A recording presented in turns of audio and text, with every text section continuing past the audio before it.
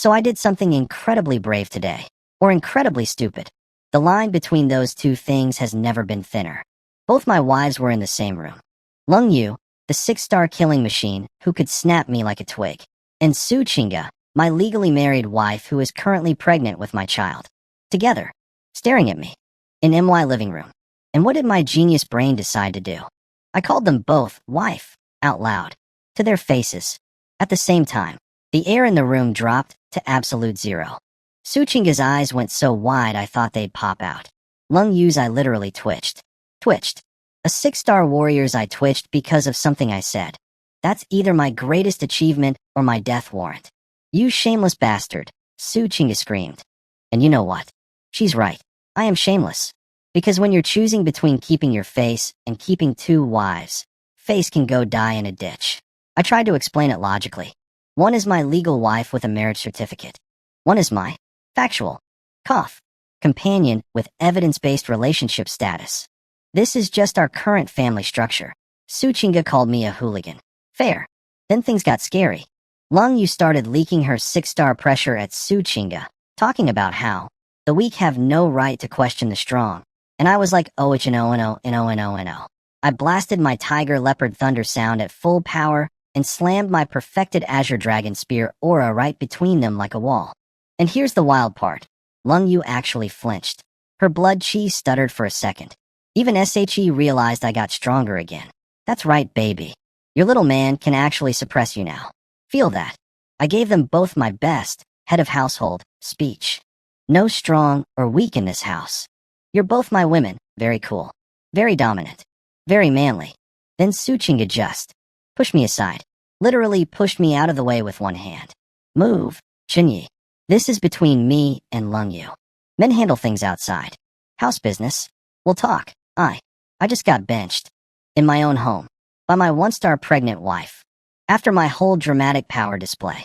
And then, Su Chinga looked Lung Yu dead in the eyes and said she knows she can't protect me right now.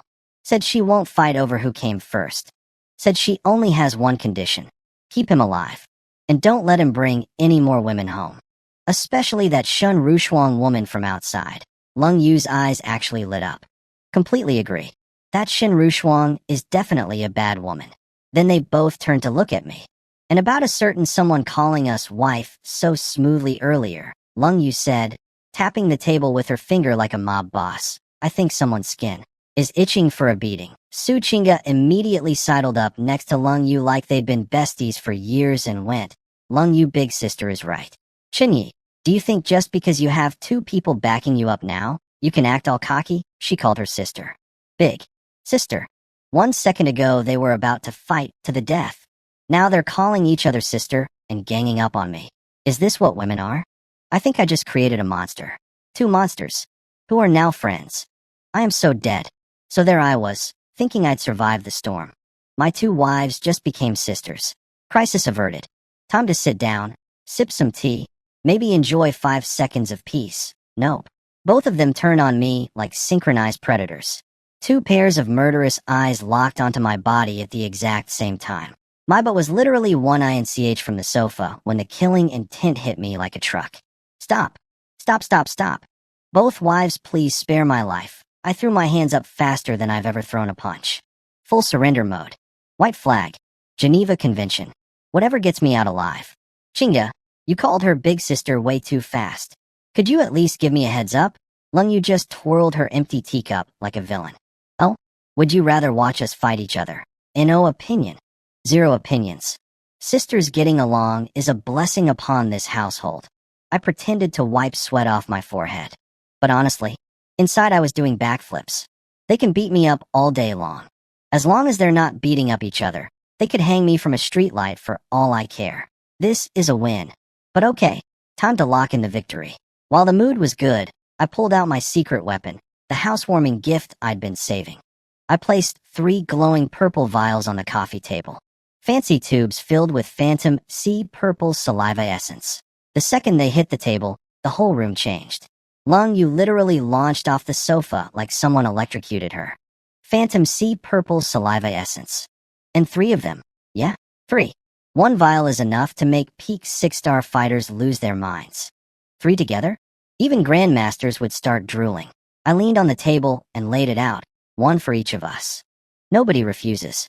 Tonight, whole family goes into closed cultivation together. Xiao Yu wifey. This helps you break through to 7-star grandmaster.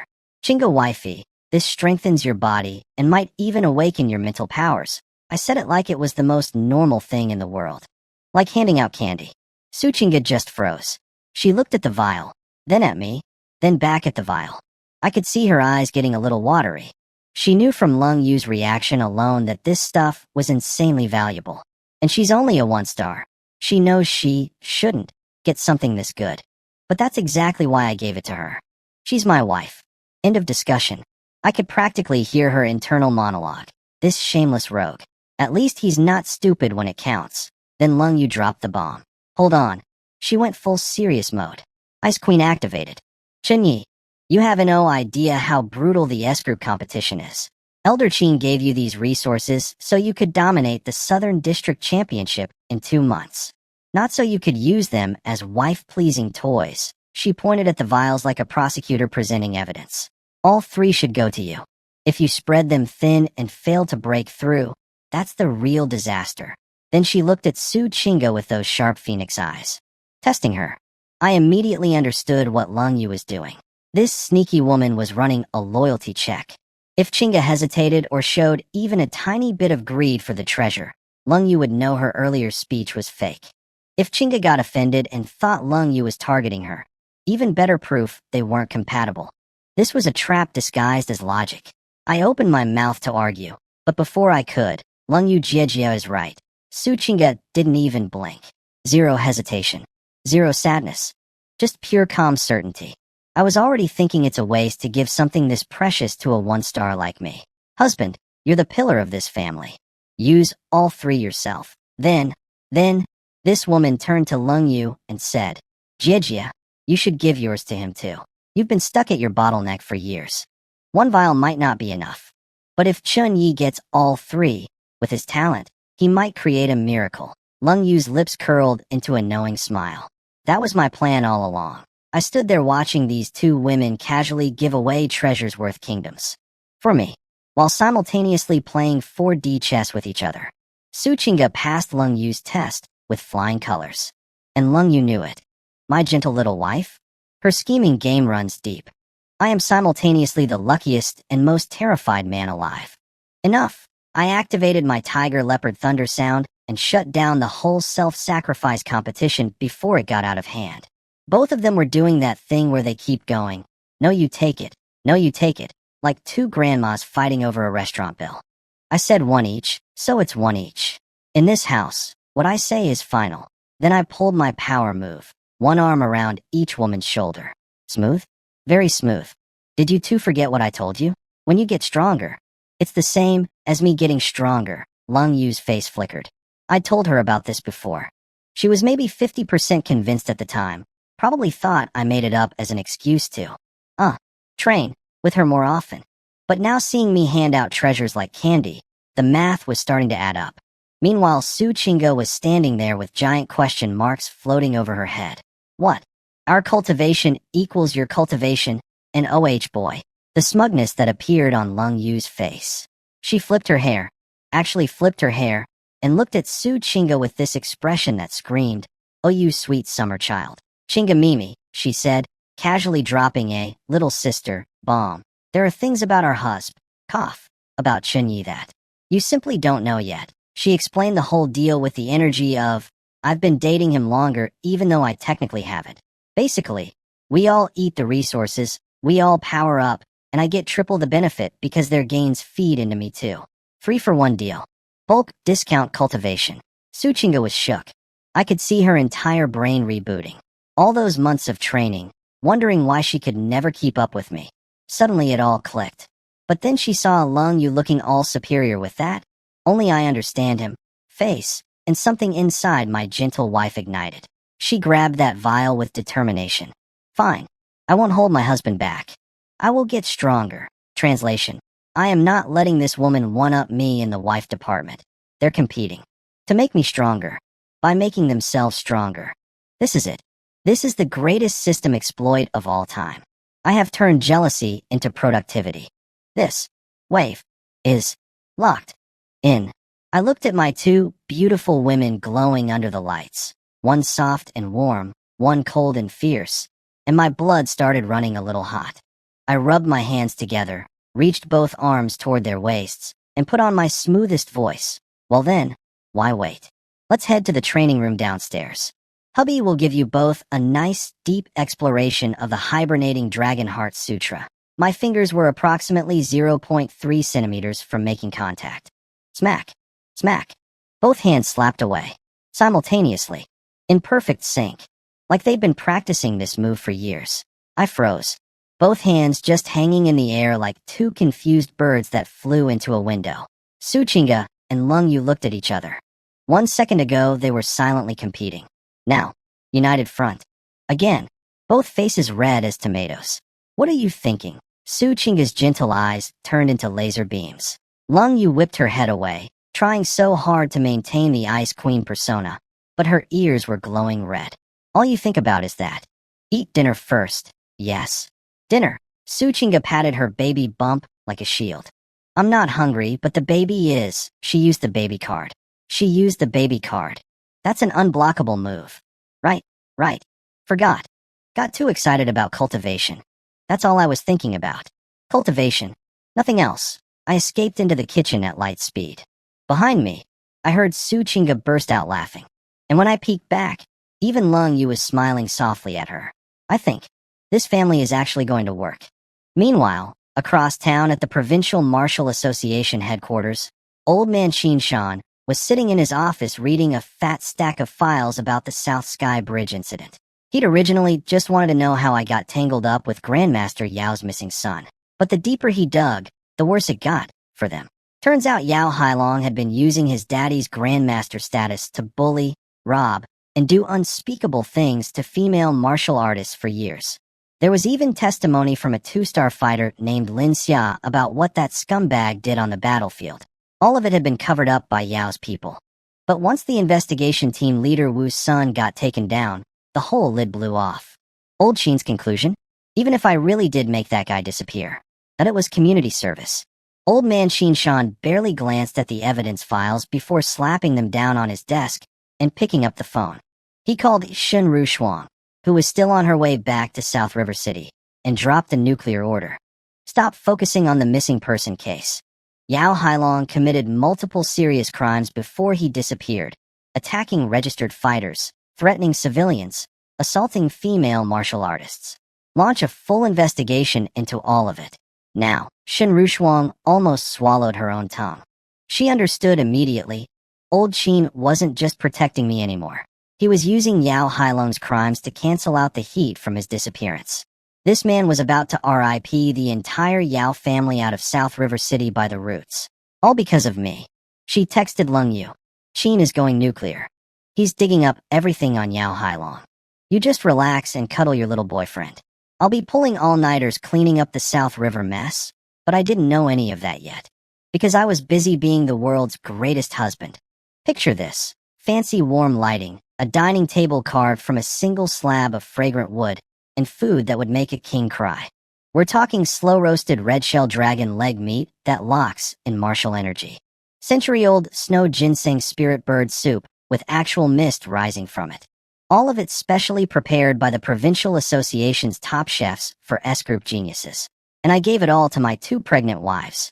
That's right. I was running around that table like a 5-star waiter on his first day. Chinga wifey, drink more soup. The chef said the herbs in here nourish your meridians and help the baby develop. Xiao Yu wifey, try this dragon meat. Your peak 6-star, so high-level beast blood is perfect for your nutrition right now. Great for the baby. Su Chinga was quietly sipping her soup, face all rosy from the steam, finally looking peaceful. Then she froze. Her spoon stopped midair.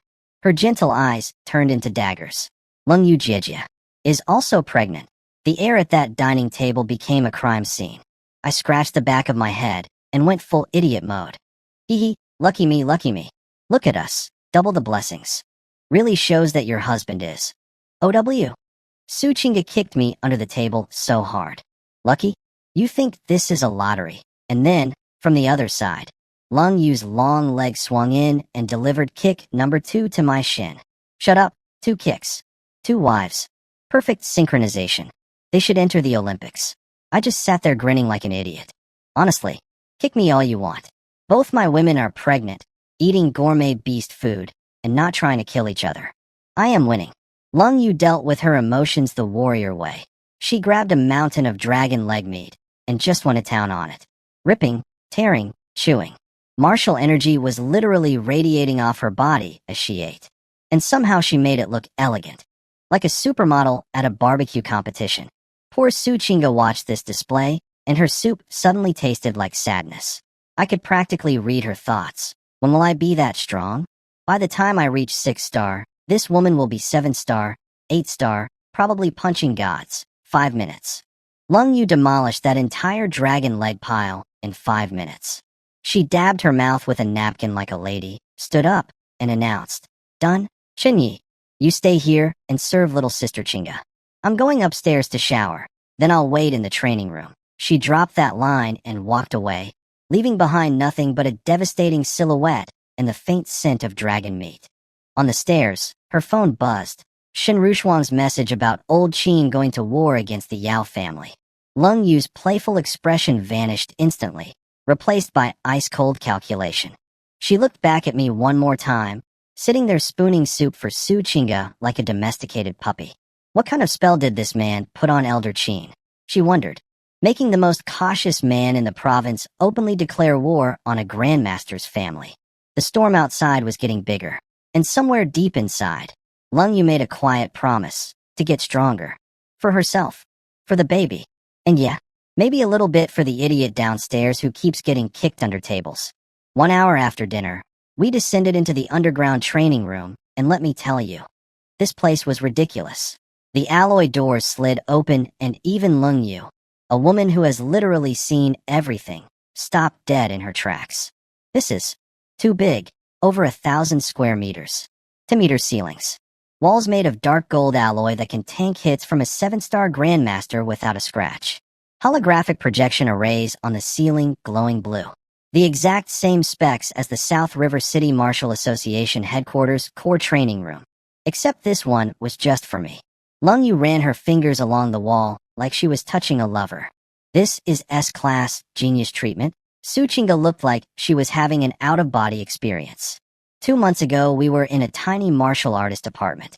Now we're standing in what is basically a military bunker with top-tier recovery fluids and equipment she'd only ever seen on TV news.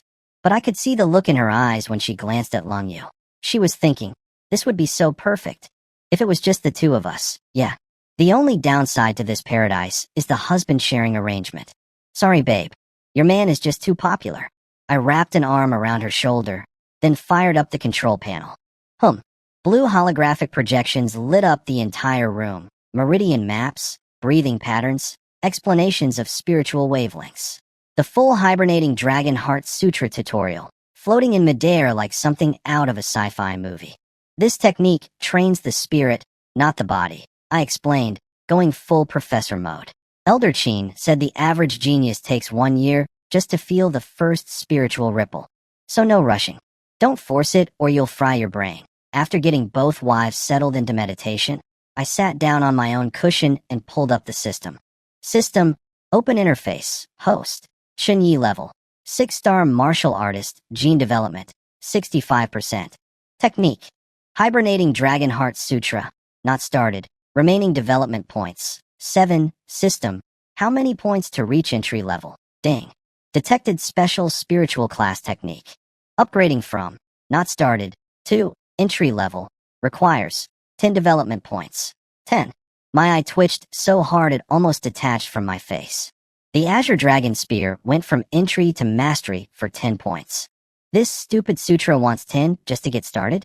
Spiritual techniques are on a whole different price tier apparently. Like comparing economy seats to first class. On a spaceship, I looked at my 7 points. Free short. 3. Meanwhile, my wives were struggling. Su Chinga was staring at the holographic diagrams like a first grader trying to read a PhD thesis. Sweat was already forming on her forehead. Lung Yu was doing better. She is peak 6-star after all, but even she was stuck. her energy fluctuating as she hit a mental wall. I needed to break through first. If I could master the basics, I could guide them from a higher perspective. And when they level up from my coaching, I get 10 times the feedback through my system. It's not selfishness. It's investment strategy. So I waited, quietly sat down next to Lung Yu while she meditated. Just sat there, like a patient, caring, totally not scheming husband. An hour later, her eyes snapped open. She exhaled hard and rubbed her temples, wincing. Too hard. I can't figure out how to condense the spiritual energy at that crucial moment. Then she noticed me, sitting right there, inches away. Her face went from pale to pink in about 0.2 seconds. She scrambled backward like a startled cat. What are you doing sitting there? You scared me. I grabbed her cold little hand, exhausted from all that mental strain, and turned on the honey voice. Maximum warmth. Could melt glaciers. Spiritual techniques drain the mind the most. You push too hard on that meridian sequence. Your consciousness, must be throbbing right now. I pulled her up and started walking toward the private restroom on the side. Come on. Your husband learned a special massage technique for spiritual fatigue. Let me give you a deep relaxation session.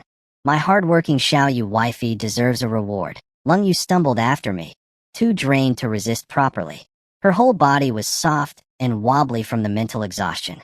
But then she looked back at Su Chinga, still sitting out there cursing at holographic diagrams, and her voice dropped to a frantic whisper. Are you insane? Su Chinga is right there. Look, I'm a fair man.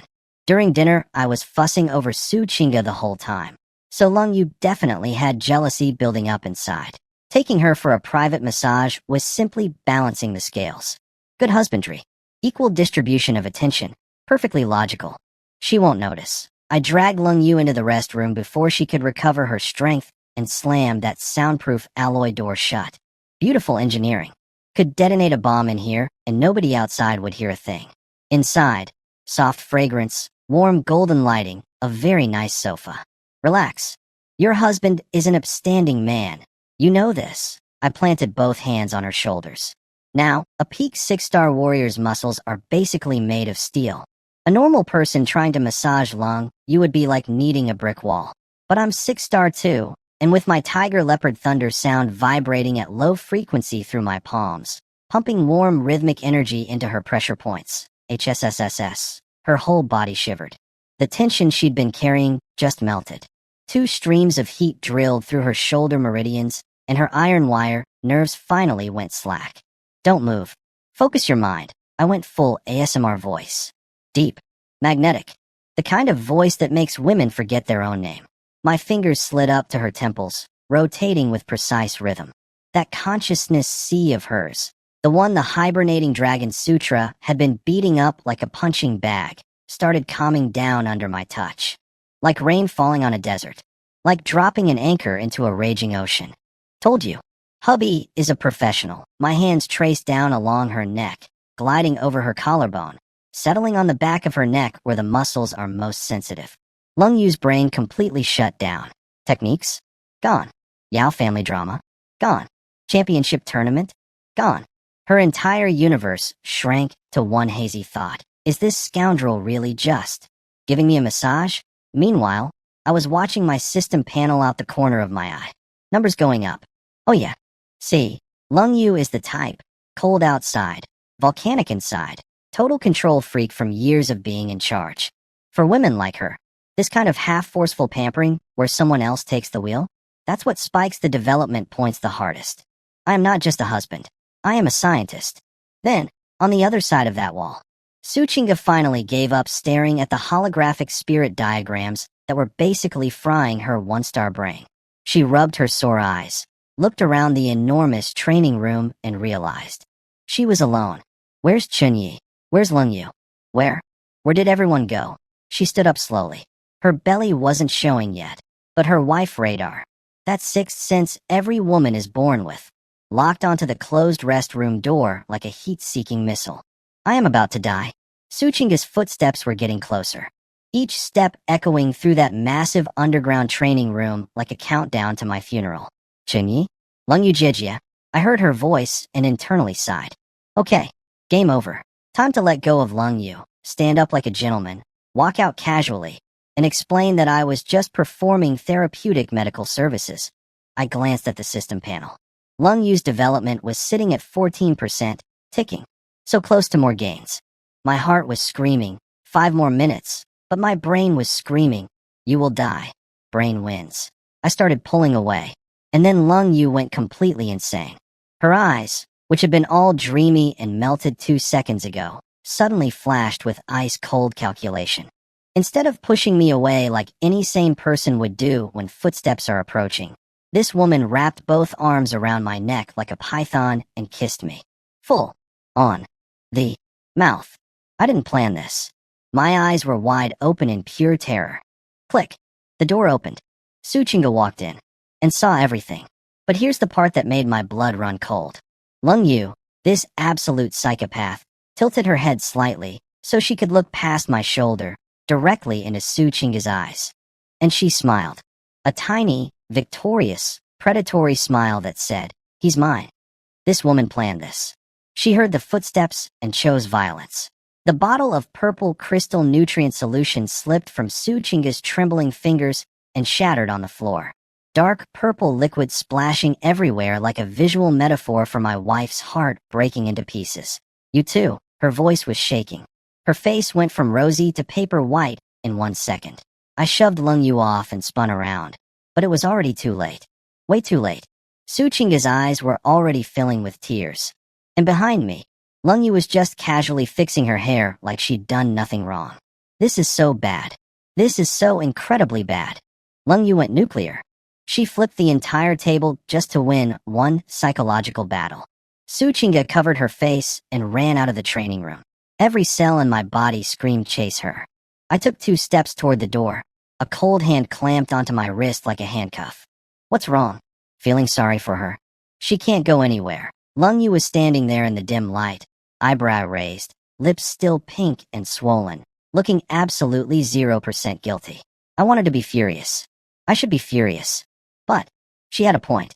This was an S-class secured villa. Armed guards everywhere. Su Chinga is a 1-star. She literally cannot leave the compound. She's not going to get lost or hurt. And honestly, if I chase her right now while she's at maximum emotional meltdown, anything I say will just make it worse. She needs to process this. She needs to cry it out. In this world where strength is everything, a man like me who's destined for the top, these situations are going to keep happening. She needs to learn to handle it. Not because I don't care, but because this won't be the last time. I let out a long breath. The urge to chase slowly faded. Then I turned around and locked my eyes onto the culprit. Lung Yu had been wearing her little victory smirk, but the second my gaze hit her, full aggression, full intensity, borderline feral, that smugness evaporated real quick. She let go of my wrist. Her eyes darted sideways. Why are you looking at me like that? You started it. Oh, you want to play with fire? My voice dropped low. Raspy.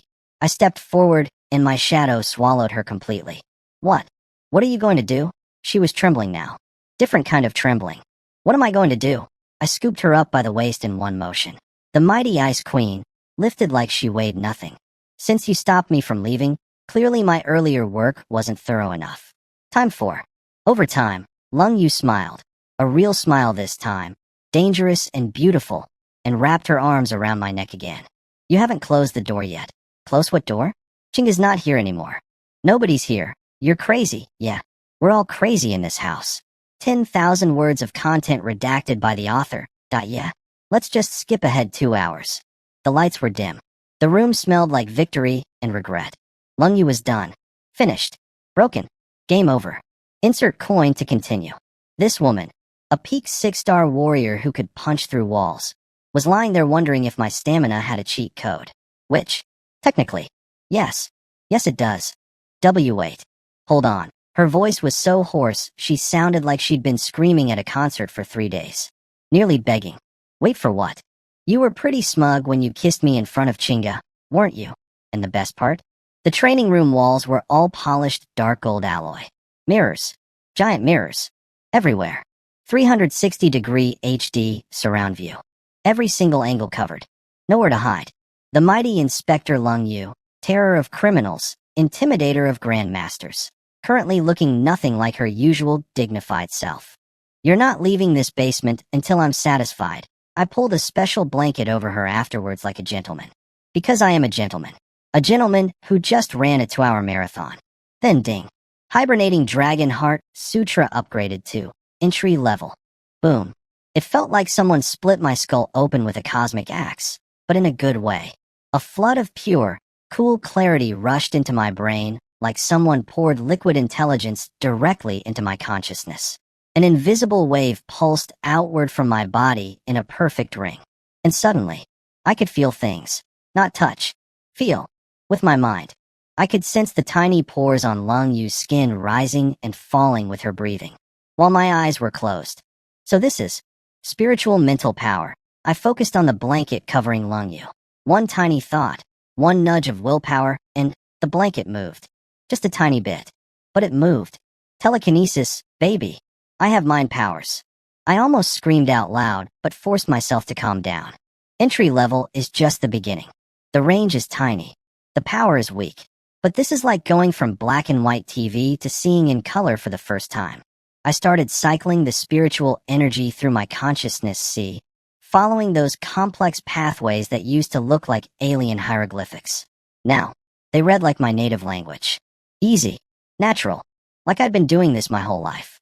My breathing fell into a deep, rhythmic pattern. Faint purple mist started forming around my body, the Heart Sutra resonating with my blood energy.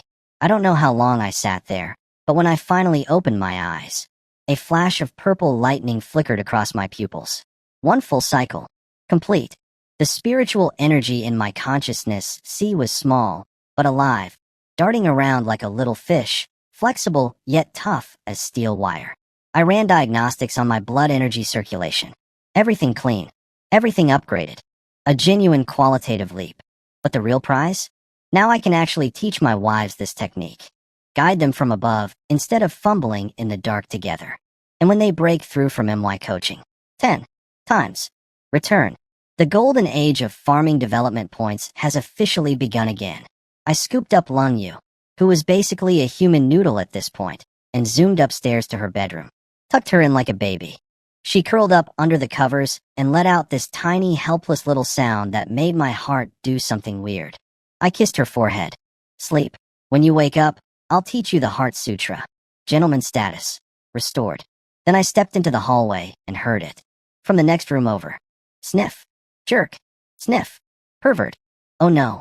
Su Chinga was crying into her pillow. I pushed open her door without asking. Who told you to come in? Go away. Go find your Lung Yu. Let me be alone. A pillow came flying at my face. I caught it with one hand like swatting a fly. Did I leave? Absolutely not. I pulled back her blanket and dove in like a heat-seeking missile, wrapping her entire tiny body in my arms before she could escape. You want to be alone? Who's this alone person? She tried pushing me away, and I cannot stress this enough, she is 1 star. I am 6 stars. Her punches felt like a kitten batting at a mountain, so she did the only thing she could. She bit my shoulder. HSSSS. I pretended it hurt. It didn't. She could chew on me all day and wouldn't leave a mark. But I played along because I'm a good husband, and used the moment to pin her down, face to face. Done biting? Good. Now listen. What I did in the restroom was wrong. I couldn't control myself. This is my official, sincere, heartfelt apology. She turned away. I don't accept. That's not an apology. That's bragging. See, now you're the one being unreasonable. I went full serious voice. I made a mistake. I apologized. That's my part done. But you refusing my apology? That's you disrupting family harmony. That's you provoking me on purpose. And as the head of this household, when someone breaks the rules, I am obligated to enforce. Family discipline. My hands started moving. Chun Yi. Let go. This is. Remember this, Chinga wifey. I looked straight into those glistening eyes of hers, smiling like the villain I absolutely am. Once you entered the Chun family door, you are mine in life and mine in death. No exceptions. That is the authority of the family head. Next morning. Breakfast table. The most awkward meal in human history. Su Chinga was hunched over her medicinal porridge, eyes still lazy and pink from last night's. Law enforcement. She could barely look up. Across from her, Lung Yu was maintaining her ice queen composure, except her hand was trembling holding the spoon, and she was wearing a high-collared silk scarf wrapped tight around her neck. Hiding evidence. Very suspicious. Very telling. Neither of them spoke. Their eyes met for 1 second, and both instantly looked away like they'd touched a hot stove. Su Chinga was thinking about what she saw in the restroom. Lung Yu was thinking about what she saw in those mirror walls. Both of them were thinking about what happened after. And me? I sat down, radiating pure dominance. No slacking. Lung Yu, you're 1 step from 7-star. Chinga, you need to break through to 2-star. We start now. I marched both of them back into the underground training room. The heavy alloy doors sealed shut. 3 of us stood in a triangle formation. Both women were giving me these looks, half resentful, half embarrassed, 100% dangerous. But then I dropped the nuke. Quick announcement before we start. I stood with my hands behind my back, bathed in the blue holographic glow. My eyes flickered with a hint of purple. Real casual. The hibernating dragon heart sutra. Dramatic pause. Both of them staring at me. That I've already reached entry level. What? Impossible. Both screamed at the same time. Same pitch. Same volume. Same bug-eyed expression. They're becoming more synchronized every day, honestly. Lung Yu rushed forward. Chun Yi, don't joke around. That's a top-tier spiritual technique. Elder Qin said average geniuses take 1 year to reach entry level. And when Qin says average genius, he means people who are already way beyond normal. Even if you're a monster, it hasn't even been 24 hours. 24 hours? More like overnight. But sure, let's not get into the details of what I was doing during those 24 hours that helped me break through. Some secrets are better left in the basement. Behind soundproof doors. With mirror walls. Su Chinga tilted her head like a confused puppy. Husband, are you just making this up to make us feel better? Lung Yu crossed her arms. Pure skepticism. Fine. You want proof? I'll give you proof. I closed my eyes, took a deep breath, and unleashed my spiritual energy through the Heart Sutra pathways. An invisible ripple blasted outward from my body like dropping a boulder into a still lake. And then, the papers on the table started floating. No wind. No strings. No tricks. Just sheets of paper rising into the air and slowly spinning like tiny UFOs. But that wasn't even the best part. Both women gasped at the same time because the wave washed through their brains like cool mountain spring water, instantly erasing all the headaches and mental fatigue from yesterday's failed meditation attempts. Free brain massage. You're welcome. Lung Yu's jaw hit the floor. That's spiritual mental power. She'd only ever seen this from dedicated psychic masters who'd trained for decades. And I did it in 1 night. The papers drifted back down with a soft rustle. Both women just stared at me, mouths open, brain cells rebooting. What? Stunned by your husband's talent, I walked between them, grinning, and wrapped an arm around each waist. And you know what? Neither of them slapped my hand away this time. Not even Lung Yu. She went stiff for like half a second, and then just let it happen. That's how shook she was. My telekinesis broke her resistance. Chun Yi, be honest with me. Lung Yu's voice was actually trembling. Were you born with spiritual potential? Because even if you're a once-in-a-million-years genius, there's no way you enter this technique overnight. Training the body is already going against heaven. Training the spirit is stealing from heaven itself. Then she hit me with the real kicker. And you didn't even use the 3 Phantom Sea vials. They're still sitting there. How? Valid question. Great question. The answer is, well, I smiled my most shameless smile. Xiao Yu wifey, remember what I told you? When you two work hard, I get stronger. It took about 3 seconds for the implication to land. Lung Yu's face went nuclear red. You have no shame. Su Chinga looked like she wanted the earth to swallow her whole. Because yeah, the hard work, that powered my breakthrough. That wasn't meditation. That wasn't training. That was the 2-hour session in the mirror room and the family discipline enforcement afterwards. They were my cultivation resources. Both women looked at each other. In each other's eyes, they saw the same mixture of absolute disbelief and mortifying embarrassment. But the evidence was right there. Floating papers don't lie. Brain-clearing waves don't lie. I went from 0 to entry level in under 24 hours without touching a single drop of the S-rank medicine. The only explanation was the one that made them want to crawl under a rock and never come out. And yet, underneath all that embarrassment, I could see it. A tiny spark of something else. Hope. Especially in Lung Yu's eyes. She'd been stuck at peak 6-star for years. The 7-star Grandmaster realm was her dream, her obsession, the thing she wanted more than anything in the world. And now she's learning that the path to Grandmaster might involve more quality time with her husband. Oh, the conflict on her face was delicious. Half of her wanted to punch me. The other half was already doing the math on how many sessions it would take to break through. The 3 purple vials were still sitting untouched on the table. I hadn't needed them. My wives are the resources. System farming is back in business, baby. Back in the training room, I was sitting cross-legged between my 2 wives, checking the system. Spiritual mental power, 0.1% tiny number. But I wasn't worried. Because the real play isn't me grinding solo. It's getting both wives to awaken their own spiritual power so I can collect that sweet 10 times return. Why do one push-up when your wives can do push-ups for you? Su Chinga. Feeling anything yet? Lung Yu snapped at me. It hasn't even been 5 minutes. Su Chinga just frowned in concentration, saying nothing. Good girl. Working hard. Future development points right there. But while I was peacefully coaching my wives in our underground luxury bunker, across town in South River City, someone was having a much worse day. Grandmaster Yao Guangyuan, daddy of the trash son I may or may not have permanently removed from existence, was losing his mind. Crash. One antique wooden table, destroyed, reduced to sawdust. His lackey Li Zhan was kneeling on the floor, sweating bullets, delivering the news. Sir. Elder Qin Shan personally signed the order. They're forming a special investigation team for the Yao Hailong incident. That old bastard. He's spitting in my face. Yao Guangyuan's roar shook the ceiling chandelier. Purple battle energy was slithering around his body like angry snakes. My son is missing, maybe dead, and Qin Shan wants to put him on trial? He's protecting that Chun Yi brat at all costs. Then Yao Hailong's birth mother stumbled in, crying her eyes out, dripping in gold jewelry. Guangyuan, how can they be so cruel? Our son is gone and they want to dig up crimes. Shut up. Stop crying. Grandmaster Yao swatted her away like a mosquito. 0 warmth.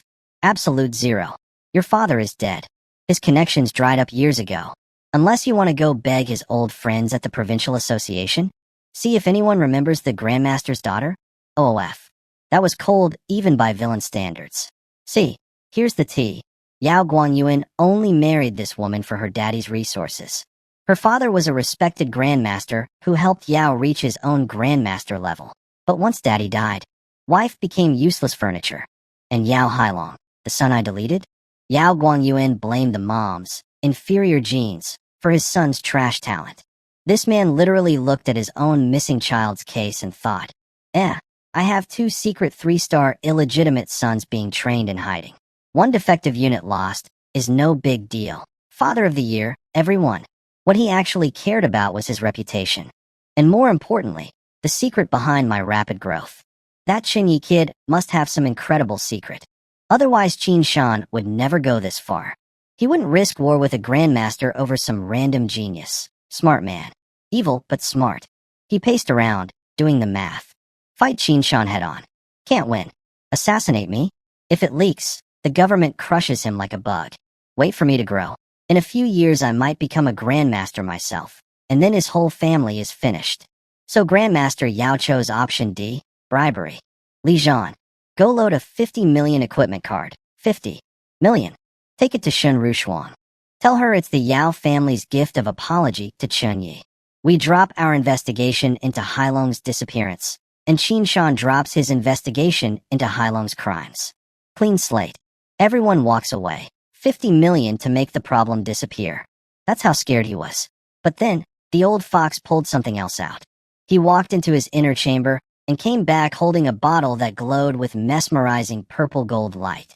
The liquid inside shimmered like it contained a tiny galaxy. Li Zhan almost stopped breathing. Purple sky dragon marrow. The legendary resource that Yao Guangyuan himself used to break through to grandmaster level. Discontinued. Extinct. The kind of thing only ancient grandmasters had. And once you used a bottle, it was gone forever. Rumor was his dead father-in-law left him the supply. Li Zhan, how long have you served me? 30 years, sir. You saved my life. Without you, I'd be bones in a ditch. The grandmaster sighed and looked at Li Zhan with something almost resembling warmth. handing over 50 million and pulling out the rarest cultivation drug on the planet? Something tells me this isn't just a peace offering. This old snake is planning something big. And whatever it is, it's aimed at me. Meanwhile, back at villain headquarters, Grandmaster Yao handed Li Jian the glowing purple gold bottle with the warmest smile you've ever seen. This is Purple Sky Dragon Marrow. It'll help you sense the bridge to Grandmaster Realm. Drink it. And when you get back, I want you to train some talented youngsters I've got my eye on. Li Jian's brain broke. The legendary drug? For him? And training youngsters, Li Jian knew the truth. Those youngsters were Yao's secret illegitimate sons. Being asked to train them meant becoming a core elder of the Yao family. Basically being promoted to, if I die, raise my kids, status. Sir, I don't deserve this. Li Jian was literally crying. Shut up and drink it. Li Jian chugged that bottle like a college freshman at his first party. The liquid hit his stomach like lava. Veins popping, eyes bulging, energy rampaging through his meridians. But through the agony, he could feel it. His 6-star bottleneck, stuck for years, was actually cracking. He was so grateful he slapped himself across the face twice. Smack. Smack. I'm sorry I ever questioned you, sir.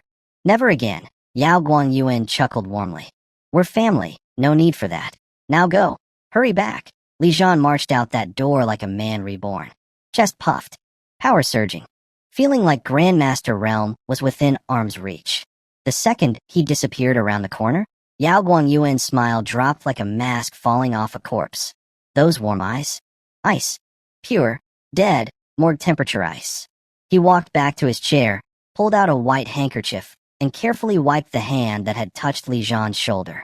Like he'd pet a stray dog. Purple Sky Dragon Marrow? Huh. That was a purple flame trigger.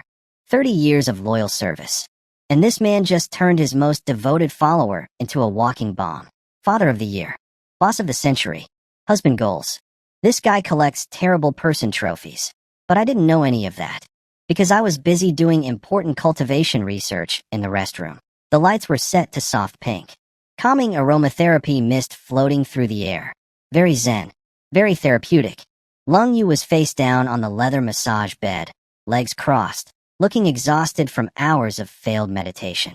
Her temples were throbbing, and those fierce phoenix eyes were droopy with fatigue. What are you doing now? This woman is a peak 6-star killing machine. But every time I touch her, all that power just evaporates. Like someone hit her off switch. She couldn't resist me if she tried. This guy is the worst. She was mumbling into the pillow. Chinga is still out there meditating. Her voice was literally mosquito volume. Technically a protest. Practically an invitation. Relax. The soundproofing is top tier. And Chinga has her eyes closed focusing. As long as you don't get too loud, she won't hear a thing. I'll kill you. She definitely got too loud. With Su Chinga's 1-star hearing, she probably caught every note of that performance. Lung Yu buried her face in the blanket, wanting to dissolve into the fabric.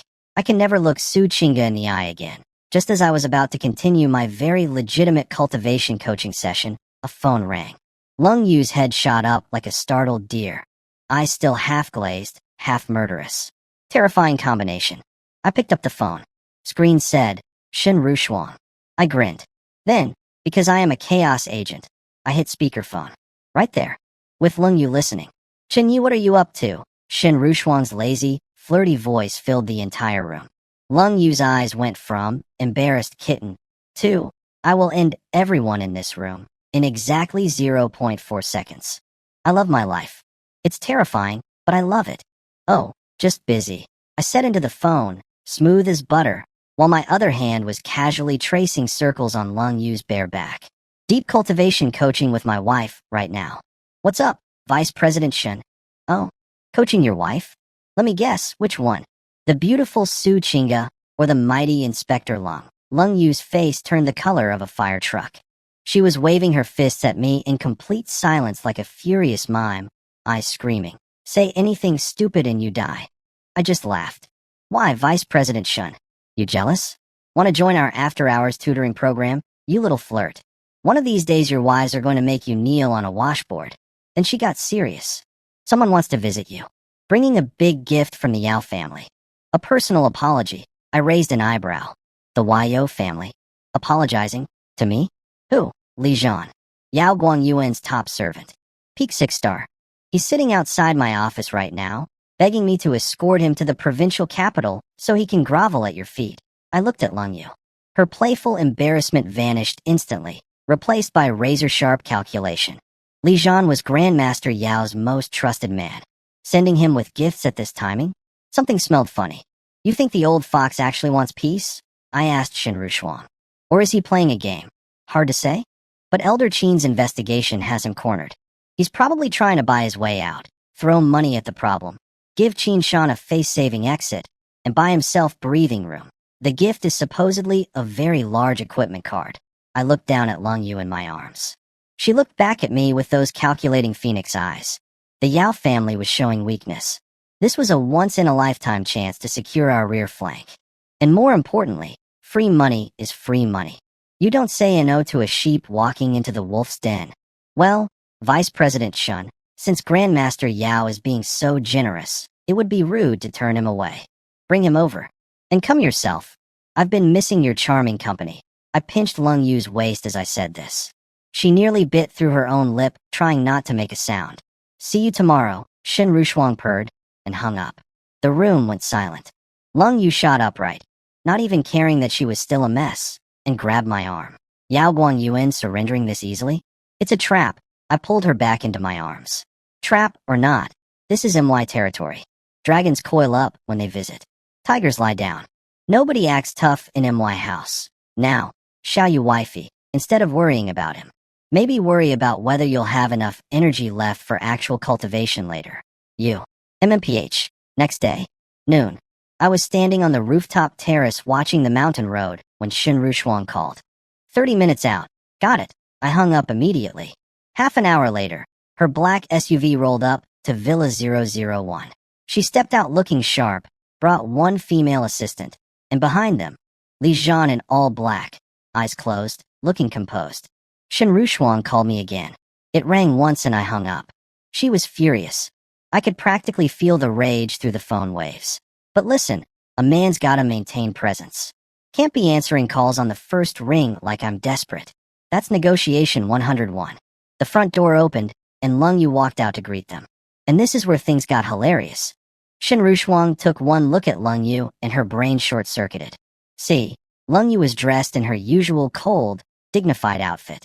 But as a woman, and as Lung Yu's bestie of many years, Shen Rushuang noticed everything. The lingering laziness between her eyebrows that hadn't fully faded. The neck that was suspiciously pink and glowing from being well-nourished. The way she walked with a barely hidden trembling in her steps that she was desperately trying to control. Shen Rushuang's inner gossip demon exploded. Holy. She and Chun Yi actually. They really. My god. Xiao Yui. Shen Rushuang abandoned all professional dignity and waved like a maniac. Wow, look at you. Living in the provincial genius villa is treating you so well. Your skin is just glowing. White with a rosy tint. Is the spiritual energy here especially nourishing? Lung Yu's ice queen mask cracked. Red crept up from her neck to her ears like a spreading wildfire. She shot Shen Rushuang a death glare. Stop talking nonsense. Did you drive all this way just to gossip? Even the female assistant behind Shen Rushuang was staring with wide eyes. This is the legendary ice mountain goddess of South River City? She doesn't look like an ice mountain at all. She looks like a peony flower that just got drenched in spring rain.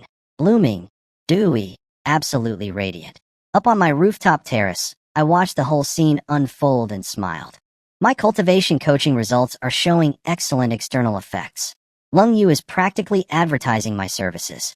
Li Zhan stood outside our villa like a statue, scanning for me with those dead fish eyes. And here's the thing. That purple sky dragon marrow was pumping through his veins, making him feel like a god. He was mentally calculating that he could take Lung Yu and Shen Rushuang at the same time. Cute. Wrong. But cute. Lung Yu came out to greet them, trying very hard to act normal. Chun Yi is at a critical point in his cultivation. He'll be out soon. Let's go inside for tea. The word, cultivation, left her mouth and her earlobes turned red. She knew exactly what I was doing upstairs. And it was not meditation. Shen Rushuang's detective instincts kicked in immediately. Cultivation? At this hour? Since when is he so diligent? Everyone has their own training schedule. Mind your business. They went inside. Li Zhan sat like an iron statue on the sofa, meditating, refining his drug. Professional. Patient. Good boy. Shen Rushuang lasted about 45 seconds before she cracked. She grabbed Lung Yu's arm and dragged her into a corner behind the dining room like they were in high school. Lung Yu, confess. Did you actually do IT with that little man? And Su Chinga lives here too? Are you all really? Lung Yu was getting machine gunned with questions. Her face was approaching temperatures that could cook an egg. We were cultivating. Actually cultivating.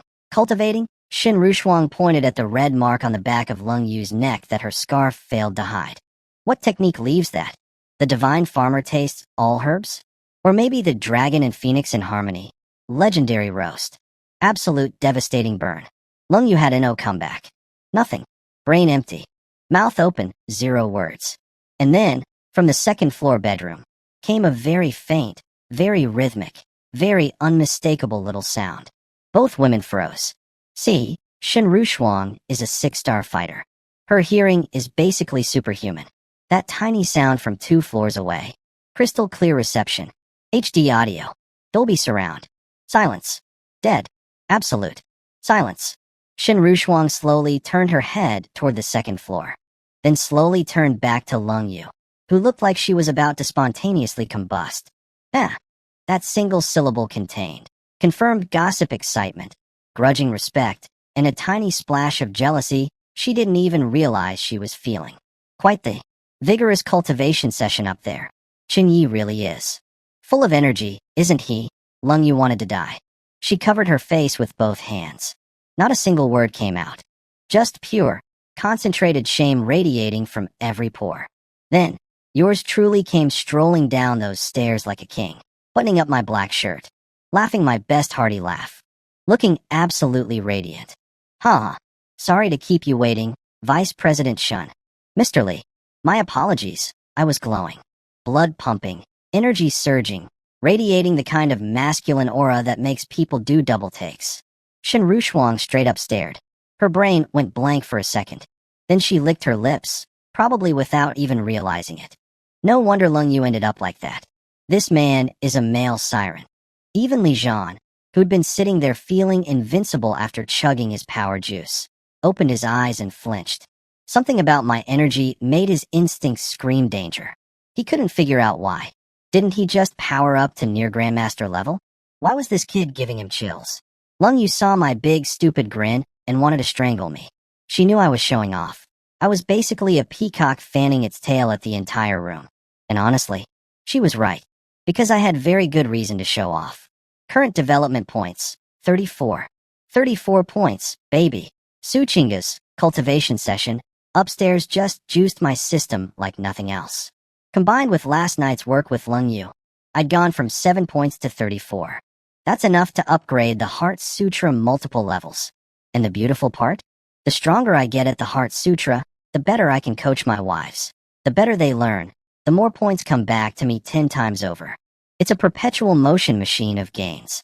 I sat down in the host chair, looking effortlessly cool. Vice President Shun, we're old friends. Make yourself at home. Shen Rushuang sat down, crossed those silk-stockinged legs, and gave me a look that said, I know exactly what you were doing and I have opinions, but she kept it professional. My house, my rules. What happens behind closed doors is none of her business.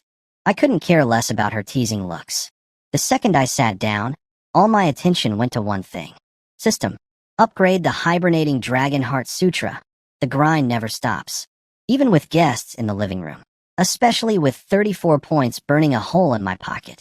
The second I sat down, I silently fired off the upgrade. Ding. 20 development points consumed. Remaining, 14 points. Hibernating Dragon Heart Sutra upgraded to Proficient. Boom. My brain basically detonated. But in the good way. If entry level opened a little well in my consciousness, Proficient just turned it into a whole lake. Cool, clear, deep, and absolutely buzzing with power. Spiritual mental power, 1%. Sounds small? That's 10 times what I had before. And this is just the initial renovation. Daily practice will keep pumping those numbers up. Everyone in the room felt it. To them, I went from terrifyingly sharp spear to terrifyingly sharp spear wrapped in mysterious fog, deeper, more dangerous. The kind of presence that makes people uncomfortable without knowing why. Shen Rushuang's legs switched, crossing positions. Subconscious reaction. Did this kid just change again? I turned my gaze, now with a faint purple shimmer, directly onto Li Zhan. Mr. Li, what brings you to my home today? That one look made him break into a full-body cold sweat. He felt like I'd stripped him naked and x-rayed his skeleton. He'd only ever felt that kind of pressure from Grandmaster Yao himself. What demonic technique did this kid learn? He swallowed his pride fast. All that. I could take Lung Yu and Shun Rushuang together. Confidence from 5 minutes ago. Gone. Evaporated. Poof. Mr. Chun. Grandmaster Yao sent me to express the Yao family's sincerity. He pulled out a dark gold crystal card with both hands like he was offering tribute to an emperor. Grandmaster Yao has investigated the Yao Hailong incident thoroughly and confirmed you had nothing to do with it. He admires your talent greatly. Please accept this small token, just a gesture to smooth things over. He hopes you might put in a good word with Elder Qin. All past conflicts, wiped clean. I took the heavy card and flipped it between my fingers. 50 million. Nice weight. Grandmaster Yao is quite generous. But while I was playing casual, my new spiritual sense was doing a deep scan on Li Zhan's body. And what I found made my eyes narrow. There was energy inside him. Wild, unstable, tinged with purple gold. It was churning through his meridians like a caged beast. He was hiding it well on the surface, but to my upgraded perception, might as well have been wearing a neon sign. Something was wrong with this man. Or had I seen energy like this before? Well, since Grandmaster Yao is being so polite, it'd be rude to refuse. I pocketed the card smoothly. I'll pass along the message to Elder Qin. What he decides is up to him. I'm just the messenger. Li Zhan almost deflated with relief. Card accepted. Mission complete. Thank you, Mr. Chun. I'll take my leave now. He bowed and headed for the door at a speed that was just short of running. I could feel it. His back was drenched in cold sweat. Every second near me felt like an invisible hand was squeezing his heart. He wanted out. Shen Rushuang stood up too, ready to leave with him. Vice President Shun. I stopped her mid-step. Why not stay a couple days? My eyes tracked Li Zhan as he walked toward the front door. Something about that unstable energy worried me. If it blew up while Shun Rushuang was in the car with him on some remote mountain highway? Bad. Very bad. So I needed an excuse. And I needed it now. Actually, Lung Yu has been talking my ear off about you. Says she's bored in the provincial capital and misses her bestie. Want some girl time. Right, Xiao Yu. Teacher, I almost called her Xiao Yu wifey in front of everyone. Caught it at the last syllable. Smooth recovery? Questionable. Lung Yu's face went through 7 emotions in 2 seconds. Shock. Rage. More rage. Disbelief at the audacity. Suspicion that I was into Shun Rushuang. Murder intent. When did I ever say that?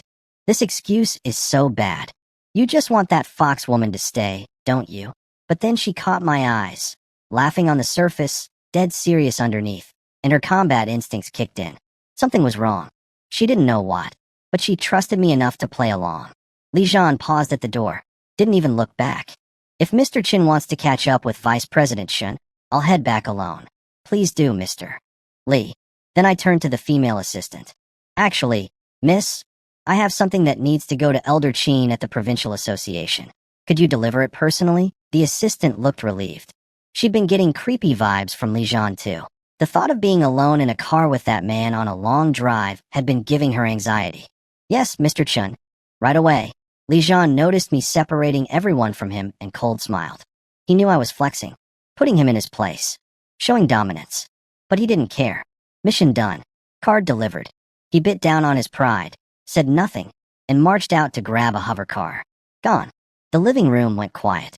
Shen Rushuang sat back down, crossed those silk-stockinged legs, fixed me with a stare that could peel paint. Her expression said, Chun Yi, you better have a damn good explanation for why you just made me stay. I do, actually. But it involves the words, your friend's escort might be a walking time bomb planted by an evil grandmaster, and I'm still putting the pieces together. For now, I just smiled. I watched Li Zhan's car vanish down the mountain road, then turned to the female assistant still standing there awkwardly. Actually, forget the delivery to headquarters. Since Vice President Shun is staying, we need a proper dinner. Go contact the chef team and order the highest grade ingredients. The poor woman just smiled weakly. She knew the delivery to Elder Chin was a fake mission to separate her from Lijian. And now even that was canceled. Yep, big people stuff. I'll just go order food. She bowed and left. Smart girl. The door closed. Just me, Shin Rushuang, and Lung Yu. I collapsed into the sofa and dropped the act completely.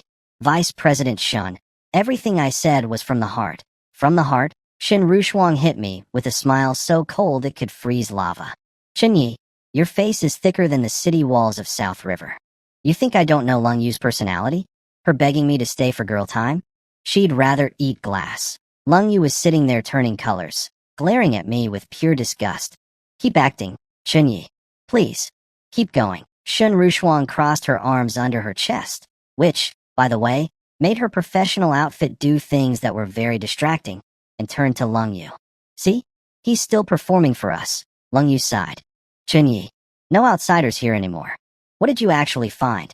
Why did you send Li Zhan away and keep Rushuang here? Okay, fun's over. My smile faded. That purple glint flickered through my eyes.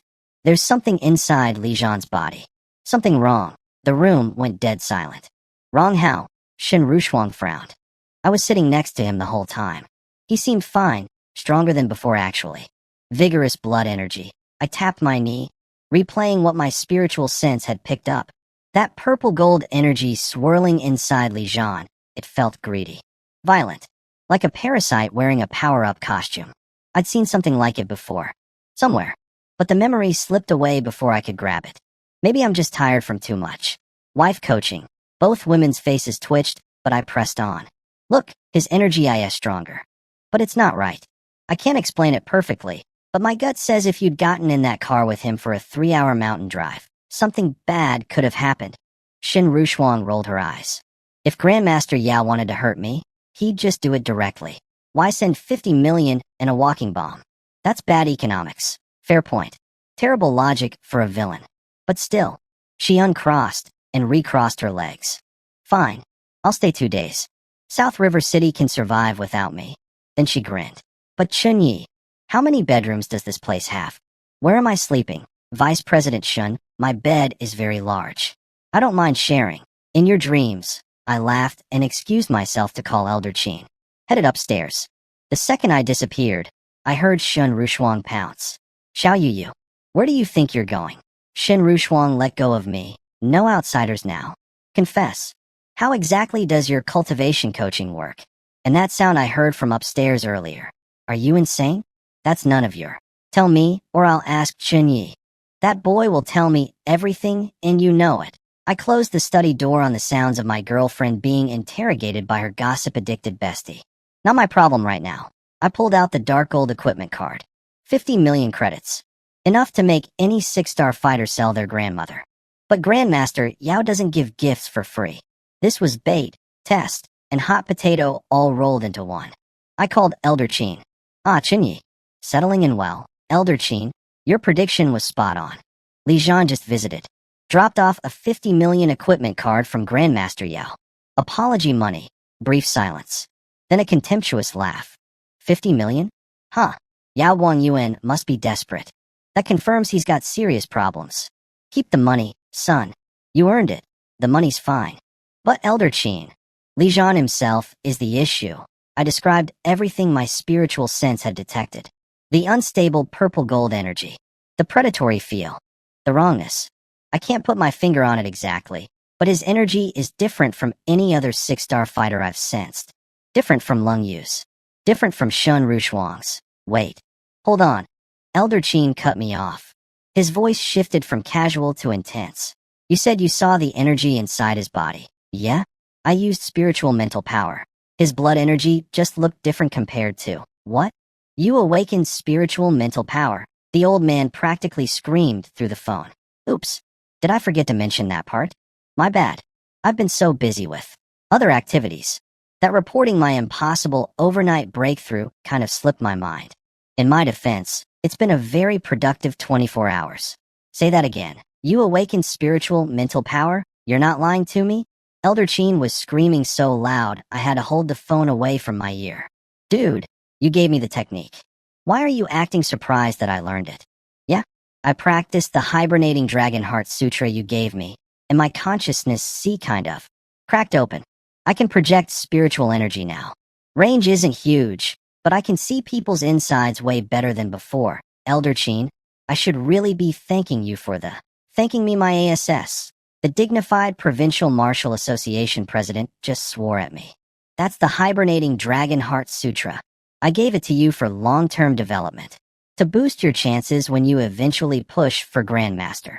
The geniuses I brought back have been soaking in secret medicines since age 3. They all have the same technique. The fastest one took a full year to reach entry level. And you? How long have you had it? 3 days? Stay where you are. I'm coming over. Click. I stared at my phone. This sneaky old fox. Back at headquarters, he told me, average geniuses take 1 year. I thought that meant normal talented people. Turns out, average genius, in his vocabulary, means the cream of the crop among freaks of nature. And 1 year was the speed record. Meanwhile, I hit entry level in 1 night and proficient by morning. No wonder he lost it. But hey, the more monstrous I look, the harder he protects me, the more resources I get. Come on over, old man. Maybe you can tell me what that weird energy in Lijian was too. Downstairs, World War III was happening on my sofa. Shen Rushuang. Let go. I'm seriously getting mad. Lung Yu's scarf had been yanked sideways, exposing all the red and purple evidence on her neck. Her clothes were a mess. She looked like she'd lost a wrestling match, which she basically had. Shen Rushuang was examining the marks like a forensic scientist at a crime scene. TSK, TSK, TSK. These are from cultivation? These are clearly bite marks. Chun Yi chewed on you. You used to say training is my only love. Now look at you. Completely conquered. She poked Lung Yu's blushing cheek. So, is there something special about him? Share with big sister. Shen Rushuang, I will end you. I opened the study door and looked down from the second-floor balcony. Shen Rushuang was straddling Lung Yu on the sofa, black-stockinged legs dangling off the edge, while Lung Yu was pinned underneath looking like a boiled lobster. Ahem, instant transformation. Shen Rushuang dismounted with the grace of an Olympic gymnast, smoothed her skirt, and sat there looking like a refined professional who had definitely not just been wrestling her best friend for gossip. Flawless acting. 10 out of 10. Lung Yu shot upright, frantically fixing her hair, wanting to evaporate. Done with your report? Shen Rushuang asked, perfectly casual. The smirk in her eyes said otherwise. Done. And Vice President Shun, you seem to be settling in nicely. Well, the amenities are excellent. Especially the private tutoring sessions. Very soothing to listen to. Great for sleep, really. Lung Yu looked like she wanted to sew Shen Rushuang's mouth shut with wire. Anyway, I continued. Elder Chin is on his way. Should be here soon. Both women froze. Elder Chin? Because of Lijian? Partly. Mostly because I accidentally mentioned I awakened spiritual mental power. Dead silence. Lung Yu glared at me. Show off. Shen Rushuang stared at me like I'd grown a second head. You what? Spiritual mental power? I smiled my most innocent smile. Yep, that's what the tutoring sessions produce. Then I looked her dead in the eyes. Vice President Shen, if you're really curious, you're welcome to join tonight's class. Her face exploded red. This woman, who has stared down criminals, negotiated with grandmasters, runs an entire city's martial association, was suddenly squeezing her legs together and trying not to look flustered. Tutoring, she forced out a cold laugh, voice shaking just slightly enough for me to notice. What if I tell Elder Chin exactly what your tutoring involves? Vice President Shin, Elder Chin only cares about results.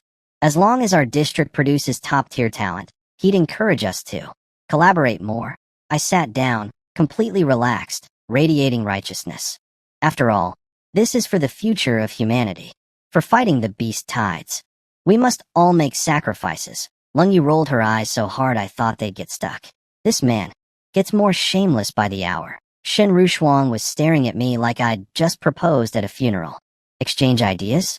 Top-tier geniuses? Future of humanity? Chun Yi, don't put a noble hat on your dirty little schemes. Your tutoring wouldn't pass a content review and you're out here talking about saving mankind. Fair point. But I stand by my thesis. Meanwhile, Lung Yu had gone completely silent. Too silent. I should have noticed the danger signs. Because inside her head, a nuclear alarm was blaring. This man already has two of us, and he's hitting on Shen Rushuang right in front of me? Human future, my ass. Before I even registered movement, her hand shot out like a striking cobra. Fingers locked onto the softest, most vulnerable chunk of flesh on my waist. And then she twisted. 300 degrees. AOWWWW. I launched off that sofa like a rocket. This woman is peak 6-star. Her grip can bend alloy. She nearly unscrewed my kidney from my body. Lung Yu, that's attempted murder on your own husband. She dusted off her hands with zero remorse. Those cold eyes looked at me like I was roadkill. Didn't someone want to contribute to humanity's future? Since you're so noble, maybe your kidneys would be more useful donated to a research lab. Want me to remove them for you? For science, I had absolutely no comeback. None. Zero. She checkmate me with my own words. Shen Rushuang lost it. Full body, bent over, tears in eyes, laughter. Ha ha ha. Lung Yu, beautiful. That's how you handle him. Achieving true household harmony is going to take a while. Then boom boom boom. Fighter jet engines. The sky shook. Everyone looked up. An Aurora-class warship with the Provincial Martial Association insignia was landing on MY helipad. 9-star Grandmaster pressure blanketed the entire neighborhood like a weighted blanket made of fear. The hatch opened, and out walked Elder Qin Shan. Gray cloth outfit. Simple shoes. Looking like somebody's grandpa going to the market. Except his eyes could melt steel. Elder Qin, Shen Rushuang, and Lung Yu bowed in unison. Elder Qin, that was fast. He didn't even look at the women. His eyes locked onto me like targeting lasers. Zero greeting. Zero small talk. He walked straight up and jabbed his finger at my forehead. An ocean of spiritual pressure crashed into my brain. Shen Rushuang and Lung Yu, peak 6-star warriors, stumbled backward like they'd been hit by a shockwave. They couldn't even think about resisting. But I understood. This wasn't an attack. It was a test. Fine, old man. You want to see it? I'll show you. I opened the floodgates. My consciousness lake churned into a tsunami. The Heart Sutra roared to life. A faint wisp of purple chi flickered across my forehead. I shaped my spiritual energy into a spear and drove it straight at his finger. Boom. An invisible explosion of colliding spiritual forces sent shockwaves through the air. Good. Good. Good. 3 goods. From a 9-star Grandmaster. That's basically a standing ovation. He pulled his finger back, eyes blazing with a joy I'd never seen on his face before. His poke had carried decades of refined spear intent, something that would flatten any 6-star fighter. I didn't just block it. I almost pushed back. It really is spiritual, mental power. He was looking at me like I was the last dragon egg on Earth. Chun Yi, I thought your spear mastery was already a miracle. But this, you need to understand. We Grandmasters channel intent through weapons and bodies. My finger had to touch your forehead to test you. But spiritual mental power? One thought can move mountains. In ancient times, people with this ability were called gods. With this power, comprehending martial arts will be 100 times easier. 1,000 times. Shen Rushuang's brain had officially blue-screened. She knew I was a freak. She did not know I was this level of freak. She was looking at me with awe and something deeper that she probably didn't even recognize yet. We went back inside. Elder Qin claimed the main seat. Shen Rushuang served tea. I described everything I'd sensed in Lijian. The unstable purple-gold energy, the predatory feel, the wrongness I couldn't quite identify.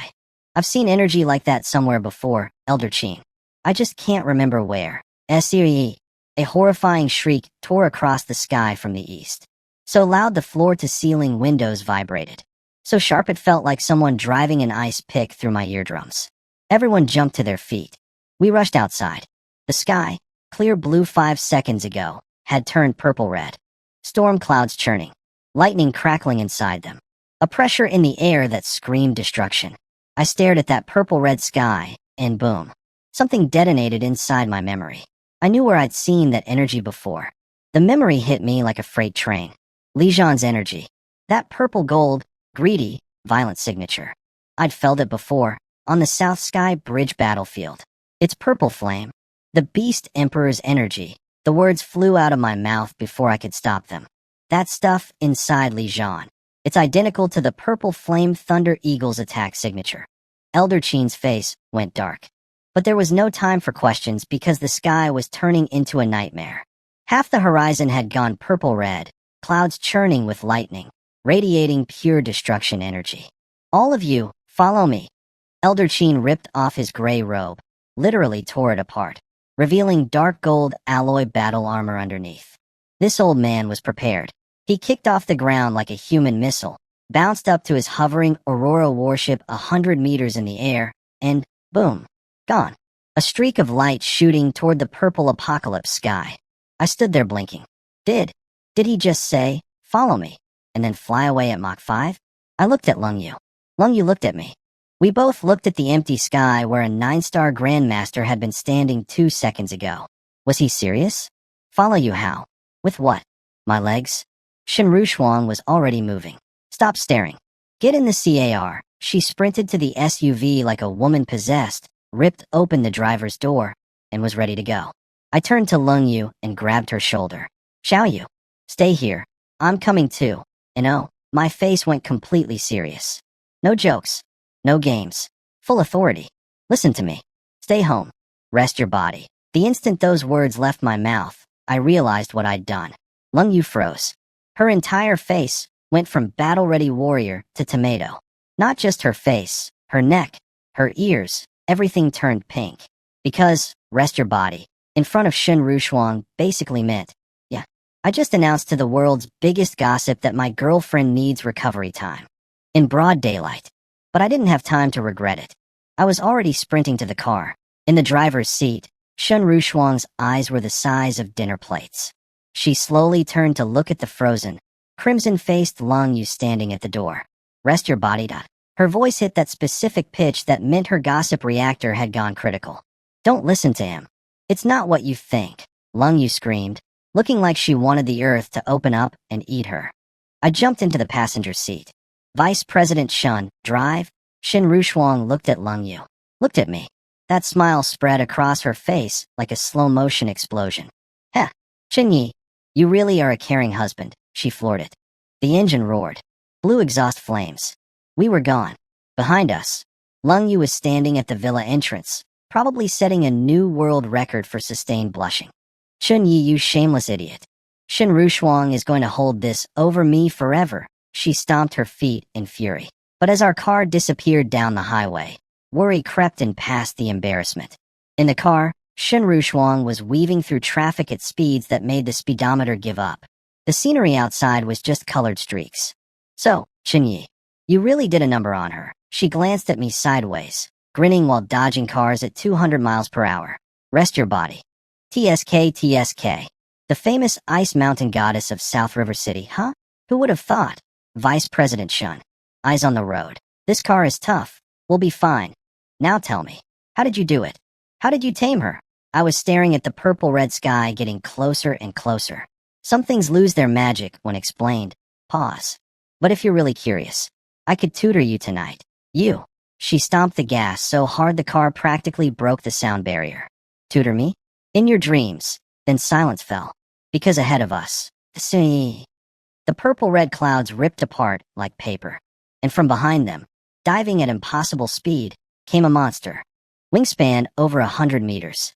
Entire body covered in purple lightning armor.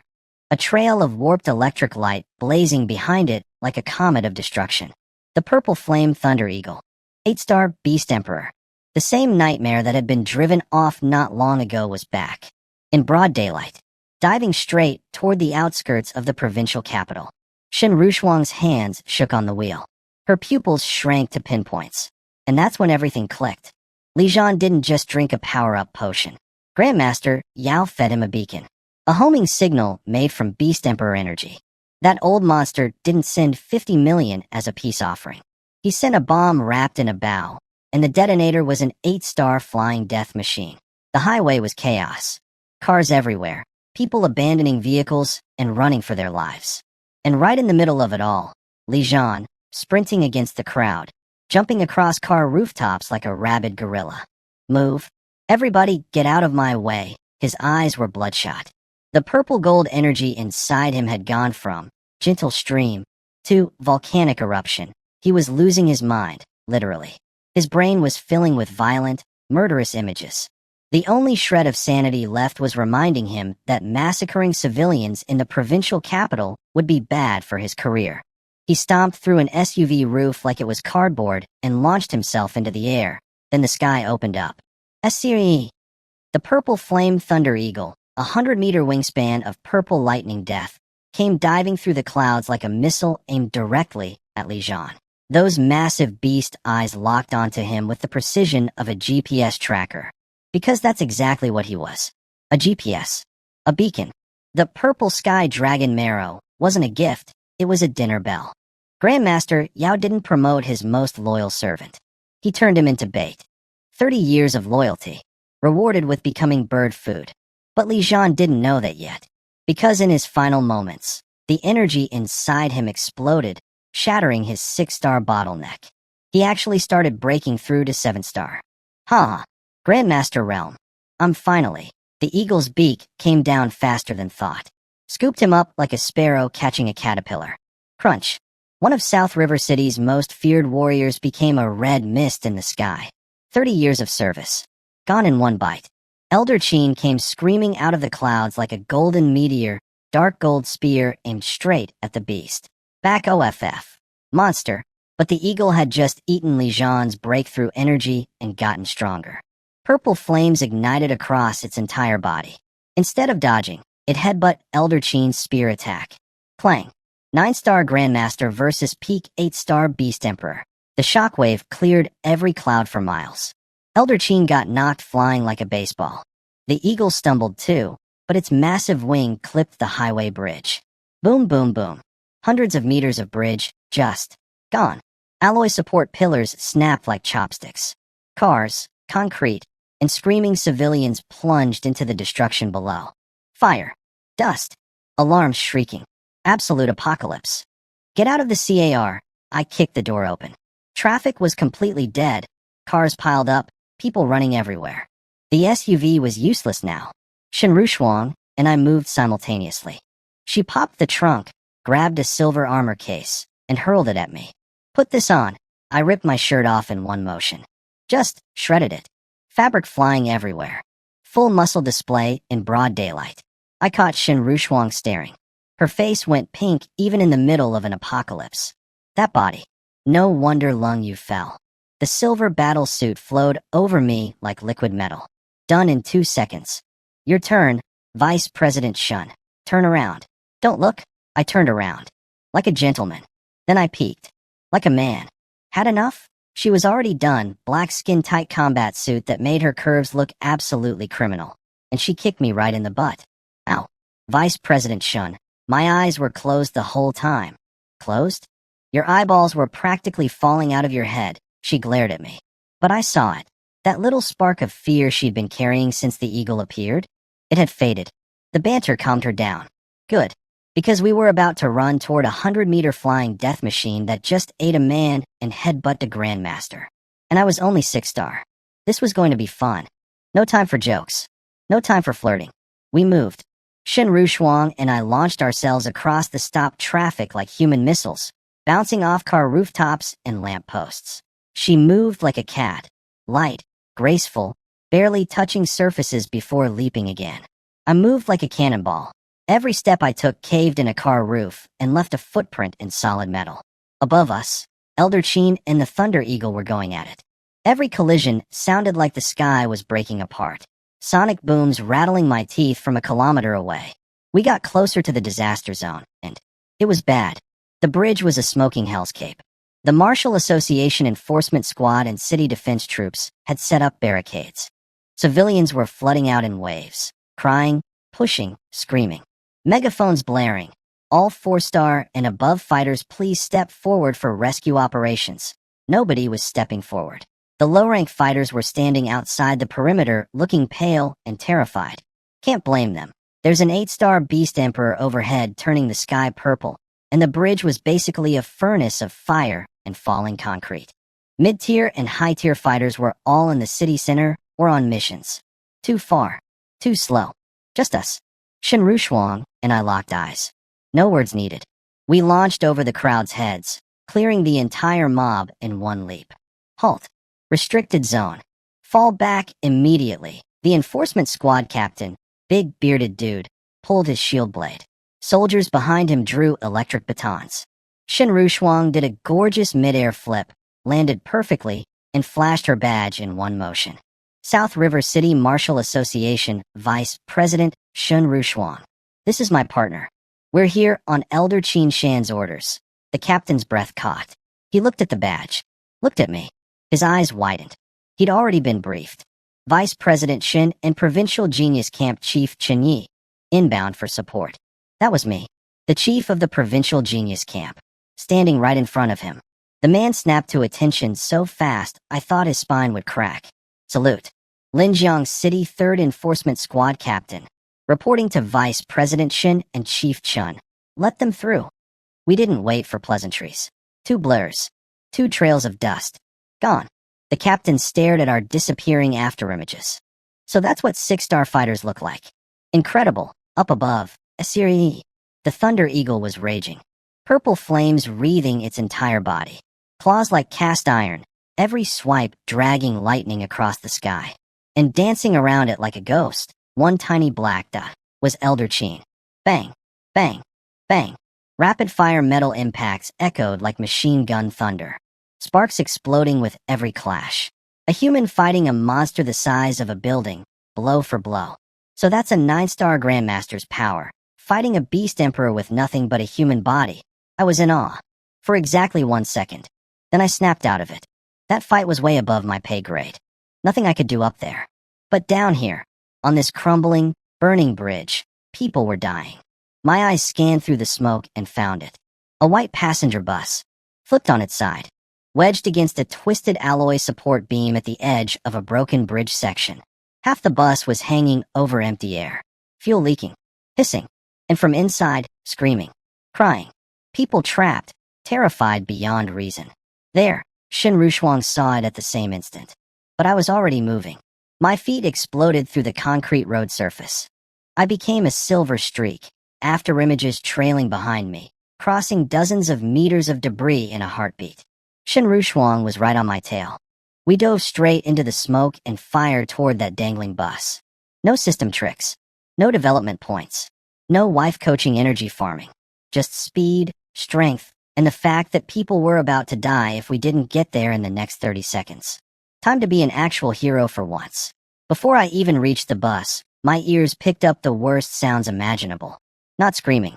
Not crying. Complaining. Shut your kid up. If she cries one more time, I'll throw her off this bridge. Stop pushing me.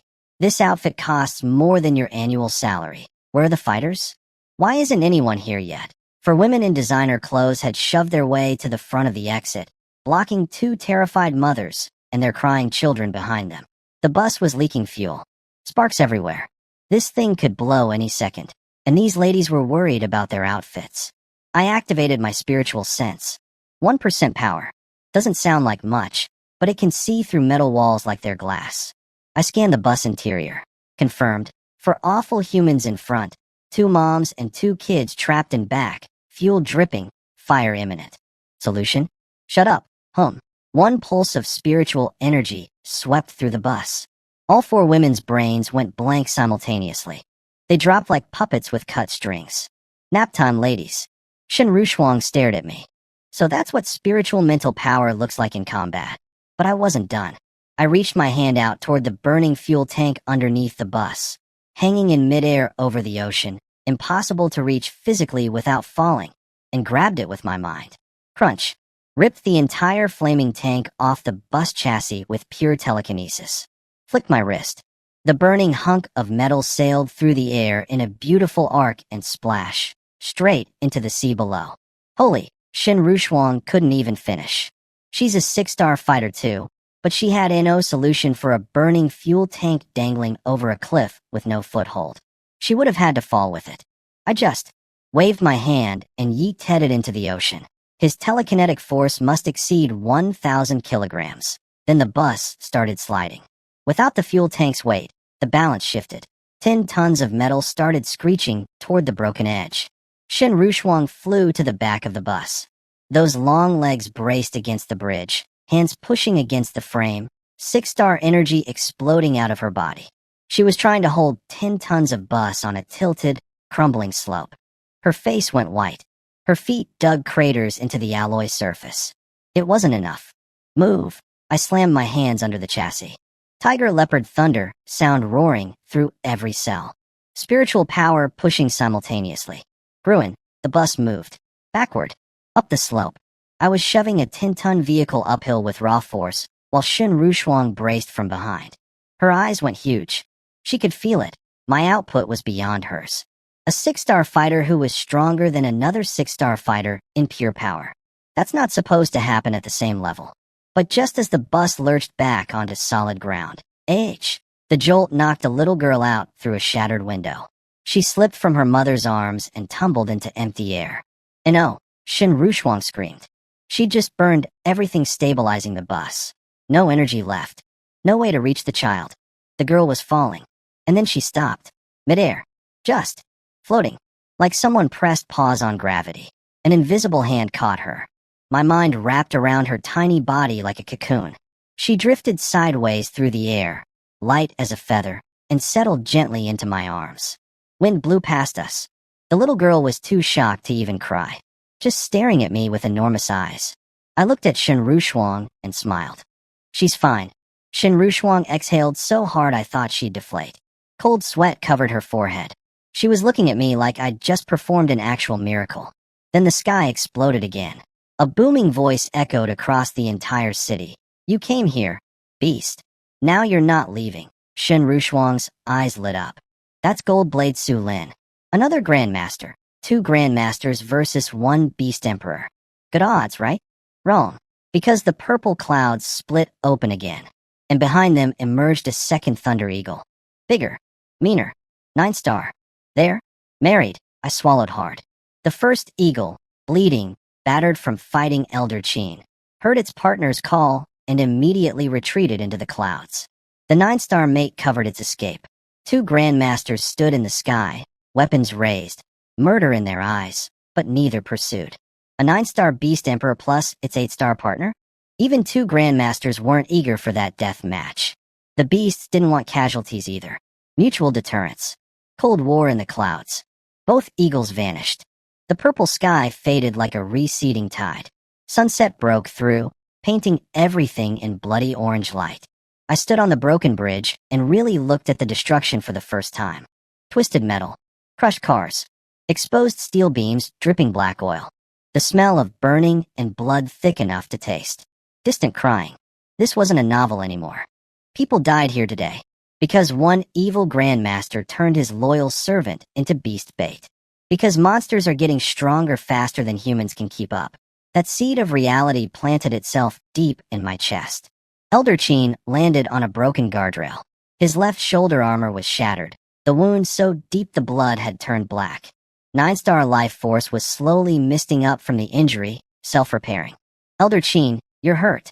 It's nothing. That beast's attacks carry thunderfire poison now. It's gotten tougher since last time. He took off his helmet. An old, wrinkled face. Tired eyes. He looked at the smoking ruins below. At the ordinary people trapped between life and death. And he sighed. That sigh was quiet. But it landed on my heart like a boulder. I'm getting old. Really old, he smiled. But it was the saddest smile I'd ever seen. I thought I could protect this province for another 30 years. But these beasts are evolving faster than we expected. He turned and looked straight at me. Those ancient eyes, cloudy but seeing everything. My only wish now is to hold on a few more years. Long enough for you kids to grow up. Long enough for someone in this province, in this whole southern district, to be strong enough to take this spear from my hands. The sunset stretched his shadow long across the broken bridge. For the first time since I got this system, since I started farming development points and joking about wife coaching, I understood what all this power was actually for. My tiger leopard thunder sound was rumbling inside me like a war drum, but my mind was ice cold. Elder Qin's words hit different after watching a bridge full of people nearly die. Chun Yi, grow faster. Spiritual mental power is impressive, but 6-star is nowhere near enough. He stared toward where the eagles vanished. What he didn't say out loud was louder than what he did. That 8-star eagle was knocking on 9-star's door. If it breaks through, those two lovebirds will unleash a beast tide this province hasn't seen in 100 years. And Elder Chin, already bleeding from today's fight, might not be able to stop it. I understand, Elder Chin. I won't let you down, but my brain was already doing math. Me getting stronger means my wives getting stronger. Which means, Elder Chin, what's the fastest way for me to break past 6-star? His eyes flared. Fast? Yes, you need fast. There's no shortcut except resources plus real combat. What you need is King Blood Essence, extracted from the heart blood of 5-star and 6-star Beast Kings. It contains explosive life force that can smash through physical bottlenecks. Problem is, Beast Kings live deep in the wilderness. Hard to find, harder to kill, but the top 3 finishers in the Southern District Genius Championship in 2 months get King Blood Essence as a reward. Win that tournament. Get it. Don't disappoint me. His warship swooped overhead. The old man jumped 100 meters straight up into the hatch like it was nothing. Engine roared. Gone. Just me and Shun Rushuang on a broken bridge. I glanced at her. She was looking at me with something complicated in her eyes. Then I raised an eyebrow at her. The universal, told you so, look. Because if she'd been in that car with Li Zhan when the eagle came, she'd be paced right now. Pervert, she muttered, rolling her eyes to the heavens. But hidden in that eye roll, gratitude she'd never admit to, and something softer she hadn't even noticed herself. Then she bit her lip. Chun Yi, I have a bottle of King Blood Essence. I looked at her. She looked at me. That was unexpected. Back at the villa, I barely had time to breathe before a soft body crashed into my chest. Husband, you're finally back. Su Chinga had just woken up, still sleepy-faced, pink-cheeked, adorable, but her eyes were wide with fear. The earthquake-level shockwaves from the battle had woken her up, and she'd been panicking. I wrapped my arms around her and kissed her forehead. Relax. Your husband is too tough for the Grim Reaper. He doesn't want me. You. Pervert. Her face went crimson, especially when she felt Shin Rushuang's laser beam gossip eyes drilling into her back. Shin Rushuang stood behind us, watching the reunion, and did an elegant eye roll. These two. Get a room. But underneath that sarcasm, a tiny prick of sourness she couldn't explain. She glanced at Lung Yu, who was walking out of the villa trying to look cold and unbothered. But her entire soul was clearly focused on me. Every molecule of attention pointed in my direction. How does this man have 2 women completely wrapped around his finger? I let go of Su Chinga and walked toward Lung Yu with my best shameless grin. She stuck her hand out and pushed my chest, keeping distance, eyes glaring. Translation, Shun Rushuang is right there. Behave.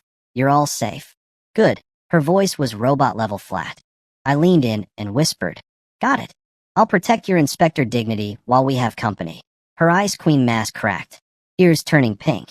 She spun toward Shin Rushuang with forced composure. Vice President Shun, please come inside. Shin Rushuang's smirk could power a city. Living room. Business time. Vice President Shun, I'll accept the King Blood Essence. No games. I pulled up a tablet and typed out a contract on the spot. This is a loan. When I reach 7-star Grandmaster, or within 1 year, whichever comes first, I'll repay you double. 2 bottles of identical King Blood Essence. I slid the tablet across the table. Su Chinga and Lung Yu both went wide-eyed. Especially Lung Yu. She knew how rare this stuff was. The fact that Shin Rushuang even had a bottle was incredible. Offering it to me was an insane act of trust. And Shin Rushuang? Zero hesitation. She picked up the stylus and signed her name without even reading the fine print. Total, unconditional faith. In me. Lung Yu watched this happen and felt something cold crawl up her spine. Not jealousy exactly. More like strategic alarm. This fox woman. Isn't she investing a little too heavily in my husband? The wife wars just gained a new potential contestant.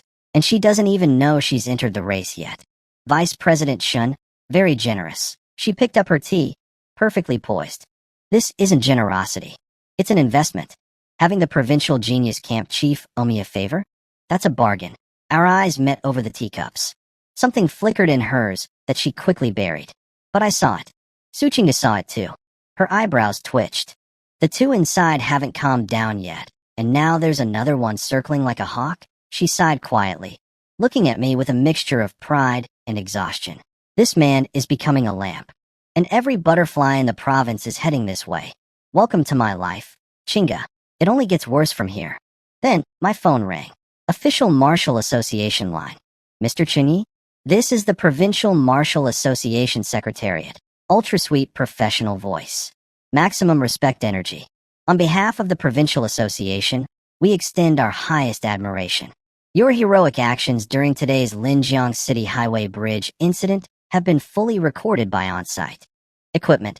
Following an emergency meeting, the Provincial Association has decided to award you the title of Annual Rescue Model and grant you one S-Class technique of your choosing. Hold up. It's been less than 2 hours. They already had an emergency meeting, decided on awards, and picked out an S-Class technique? That's not bureaucracy. That's Elder Chin speed-running the entire approval process. Additionally, in 3 days, the association will host a charity gala and commendation ceremony at the Linjiang Victory Hotel. Many high-ranking provincial figures will attend. You are cordially invited as a special guest of honor. Show up for one evening, grab an S-Class technique, network with the province's elite. That's the easiest yes of my life. I'll be there. I hung up and rubbed my chin. Something about this felt bigger than just a good job pat on the back. Then Shin Rushuang's phone rang too. She answered, listened, hung up. I also got invited. Same award. Same gala. I shrugged. Guess we were pretty impressive today. She shook her head slowly. As a vice president, she knew exactly how long these approvals normally take. 3 to 5 days minimum for this level of recognition. Getting it done in 2 hours meant one thing. Elder Chin personally steamrolled every layer of bureaucracy. But free awards are free awards. Nobody's complaining. Meanwhile, at the Provincial Association headquarters, a man was standing at a floor-to-ceiling window, staring into the night. A 7-star grandmaster. His subordinate reported, Sir, both Chun Yi and Shun Rushuang have accepted the invitations. The grandmaster turned around. His eyes were full of emotion, gratitude, relief, and a debt that weighed heavier than mountains. Because that little girl I caught falling off the bridge, that was his niece. His older brother's only child. His brother, the man who raised him, protected him his whole childhood, who nobody dared bully him because of, was torn apart by beasts 3 years ago in a beast tide. Dying, he entrusted his entire family to his little brother. If that girl had died today, this grandmaster couldn't have faced his brother in the afterlife. This debt is too heavy. He stared at the footage of me catching that little girl mid-air with telekinesis. I will attend the gala personally. In 3 days, this favor, I will remember. So my casual telekinesis catch just earned me a 7-star grandmaster's personal gratitude. I didn't even know. Honestly, best accident ever. And in North River City, inside a hidden luxury estate, Grandmaster Yao Guangyuan was watching the battle footage with a face like he'd eaten a lemon wrapped in barbed wire. His plan had worked. The purple flame trigger inside Li Zhan successfully summoned the Thunder Eagle. But Elder Chin showed up way too fast. Intercepted the beast before it could cause maximum damage. How did that old bastard get there so quickly? Even a 9-star shouldn't have been able to reach that location in that time frame without advance warning. His fingers drummed on the purple sandalwood desk, eyes shifting between dark and darker. He didn't know the answer. But I did. Elder Chin was already at my house when the eagle attacked. Because I told him about the weird energy. Because I have spiritual mental power. Because I sensed something wrong with Li Zhan. Grandmaster Yao's plan failed because of one variable he never accounted for. Me. And he still doesn't know it. Meanwhile, in his secret lair, Grandmaster Yao was doing villain math. Li Zhan was dead. No witness, no evidence. Even if Elder Chin suspected something, what could he do? Can't arrest a 7-star Grandmaster without proof. Li Zhan, don't blame me for being heartless. Blame your bad luck. 30 years of loyalty. Reduced to bad luck. This man should win an award for worst boss in history. Actually, he already won that. And worst father. And worst husband. He's going for the trilogy. Turns out the fake, purple sky dragon marrow was designed to turn Li Zhan into a walking buffet for the Thunder Eagle. And by feeding the beast a peak 6-star sacrifice loaded with purple flame energy, Yao Guangyuan had completed a transaction with something called the Heaven Gate Cult, a banned organization that worships human-beast fusion and trades in forbidden techniques. Their payment? Beast King Essence. The exact thing I needed to break through. Yao Guangyuan wanted it to reach 8-star and finally stop feeling inferior to Elder Qin. The bridge full of dead civilians? The loyal servant he murdered? Just ants crushed on his path to power. This man needs to die. Adding it to the list. Back at the villa, Shun Rushuang stood up to leave. Those combat suit legs catching the light in ways that should be illegal. Well, everything's settled. I'll send the King Blood Essence tomorrow morning. I won't be a third wheel any longer. Vice President Shun, why not stay a few days? The gala is in 3 days anyway. I said it casually. Just testing the waters. A little lure thrown into the pond. Her foot stopped mid-step. She turned around. Our eyes met. Her heart skipped. I could practically hear it with my spiritual sense. Here's the thing about Shun Rushuang that nobody knows. Behind the cold beauty vice president exterior, she goes home to a 300 square meter apartment that's completely empty. No family. No warmth. Just reports and silence. After today's near-death experience, explosions, beast screams, a collapsing bridge, that loneliness was hitting her hard. She was actually craving the chaotic warmth of this ridiculous villa. Even if that warmth came seasoned with 2 other women's jealousy. She glanced at Lung Yu. Lung Yu's eyes were screaming. Get out. 2 giant neon words. Goodbye. Leave. And that was Shun Rushuang's tipping point. Because if there's one thing this woman can't resist, it's doing exactly what Lung Yu doesn't want her to do. Oh Lung Yu, the harder you push me away, the more I want to. Stay. She flipped her hair, turned to me with a voice so sweet it gave Lung Yu goosebumps. Since the chief is so sincere with his invitation, it would be rude of me to decline. I'll graciously accept your hospitality for a few days. She sank back into the sofa like she owned the place. Now, let me be honest with myself for a second. Did I expect her to actually say yes? No. Did my heart rate spike? Absolutely. 2 months ago, I was a broke nobody who couldn't even look at a woman like Shun Rushuang without tripping over my own feet. Now she's lounging in MY Villa accepting MY invitation. But this wasn't just about attraction. My brain was running cold calculations. Shun Rushuang is a 6-star fighter. If she joined my family ecosystem, the system feedback would be astronomical. Enough to potentially blast me straight to 7-star Grandmaster. And after today, watching that eagle shatter a bridge like cardboard, watching Elder Qin bleed, seeing ordinary people crushed like insects, I knew 6-star wasn't enough. Not even close. If Elder Qin falls, if those beast emperors attack together, my pregnant wives become corpses under rubble. Being faithful means nothing if everyone I love dies because I was too weak. In this world that eats people alive, only grandmasters get to sit at the table. Everyone else is on the menu. If being a greedy villain is what it takes to protect them, then fine. I'll carry that name. I want it all. Something hardened inside me. The last trace of hesitation burned away. Great, I said. Great, Lung Yu said at the exact same time. Wait. We both froze. Looked at each other. My confident smile locked in place. Then I saw her eyes. Those were not great, welcome eyes. Those were, I will dismember you in your sleep, eyes. Lung Yu said, great, the way a serial killer says, great, when they find out their target is staying overnight. I may have miscalculated. Lung Yu moved at a speed I've never seen outside of actual combat. Before I could even blink, she was on her feet, across the room, and had Shun Rushuang's arm locked in a grip that looked friendly but was clearly rated for restraining prisoners. Stay?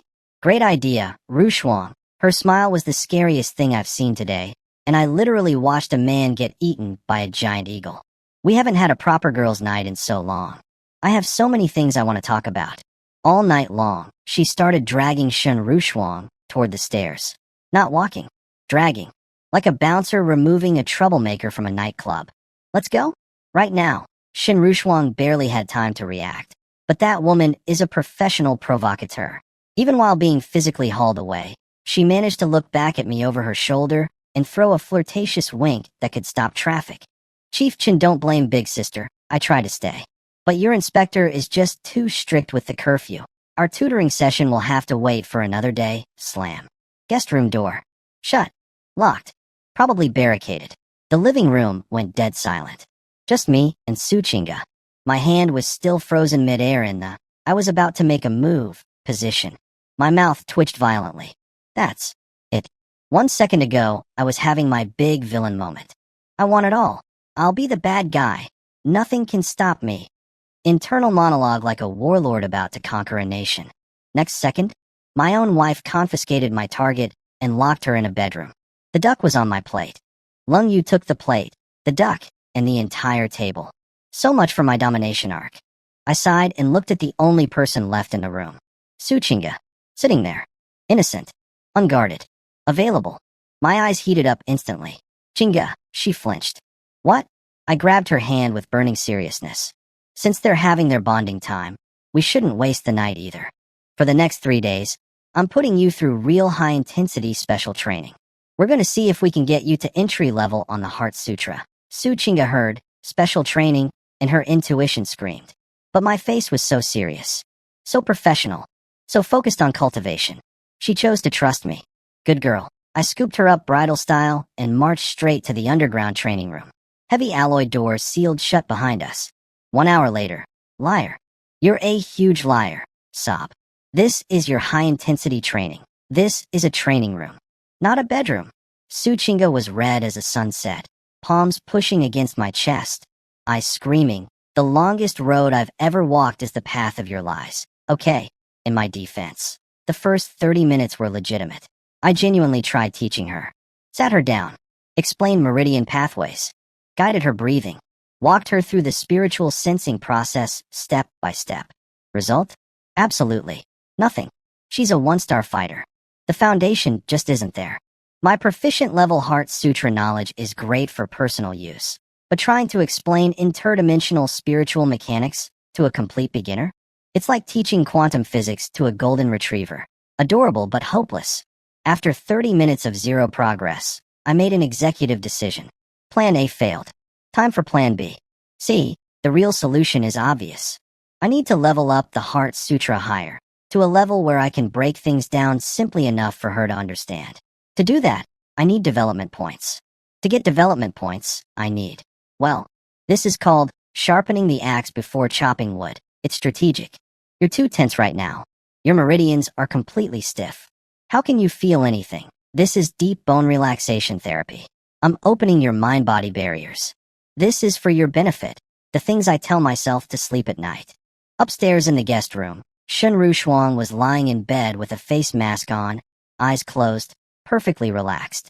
Lung Yu sat across from her pretending to read a magazine. Then Shun Rushuang's eyelashes twitched. Because through the floor, through military-grade soundproofing designed to block explosions, a faint, rhythmic, unmistakable sound drifted up to her 6-star superhuman ears. Her eyes flew open. She slowly turned toward Lung Yu with the most loaded expression in human history. TSK, TSK, TSK. Lung Yu. You. Heard that too, right? Lung Yu's fingers crushed the magazine so hard it crinkled. Of course she heard it. She heard it better than Shun Rushuang. 6-star peak hearing meant she could detect an ant crawling in the basement if she wanted to. That was Su Chinga, being trained very thoroughly. It hadn't even been 1 hour since I went downstairs. That animal. Shun Rushuang is right upstairs and he can't even tone it down. But Lung Yu was a warrior. And warriors don't show weakness. Especially not in front of the enemy. She put down the magazine. Lifted her chin. Face, perfectly calm. Expression, Arctic lake in winter. 0 ripples. Heard what? I didn't hear anything. Vice President Shun, perhaps your traumatic experience today caused auditory hallucinations. Hallucinations. Shun Rushuang pointed at the floor. Click. Lung Yu grabbed the remote and blasted heavy metal rock music at maximum volume. The entire second floor shook with aggressive guitar riffs and thundering drums. Shun Rushuang almost fell off the bed. She stared at Lung Yu with her mouth hanging open. Lung Yu didn't even flinch. She picked up her magazine, which she'd been holding upside down for the past hour, and said with zero emotion, I find this piece quite enriching for the soul. Shun Rushuang's brain short-circuited. This was the legendary Ice Mountain Inspector? The woman who tolerated nothing? She was not only allowing this to happen, she was actively providing cover music? What dimension had she fallen into? The next 3 days were absolute psychological warfare for the 2 women trapped upstairs. Shun Rushuang was losing her mind. Not from boredom, from the constant, unrelenting, barely muffled evidence of my special training program, running 24/7 in the basement. By day 3, her face was flushed with something she refused to name, and she finally cracked. Lung Yu. What is your man made of? Is he a farm animal? 3 days. It's been 3 straight days. Does he not need to breathe? Her voice was pure shock and awe. Because let's be real, even as a 6-star fighter, Shin Rushuang admitted that this level of training intensity would have her legs giving out. Is Su Chinga even still alive down there? She asked with genuine concern. On the opposite sofa, Lung Yu was holding her magazine, still upside down, still on the same page she'd been reading for 72 hours. She had dark circles forming under her eyes. 3 days of heavy metal rock music and suppressed rage will do that. Inside her head was a hurricane. You absolute monster. The second I'm not down there supervising, you go full beast mode on Chinga? You used up your entire life supply on her in 3 days? The jealousy, the fury, the bizarre competitive instinct. All of it swirling into one terrifying promise. Chun Yi. The second Shin Rushuang leaves this house, I will drain you until you can't stand. If I don't put you in a WHELCHAR, my name isn't Lung Yu, but out loud? Ice Queen mode.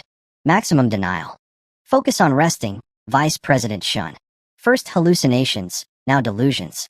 Your condition is deteriorating rapidly. I'm concerned. Meanwhile, deep in the basement. Well, let's just say the hibernating Dragon Heart Sutra was making excellent progress toward mastery level. And Su Chinga? She was alive. Barely.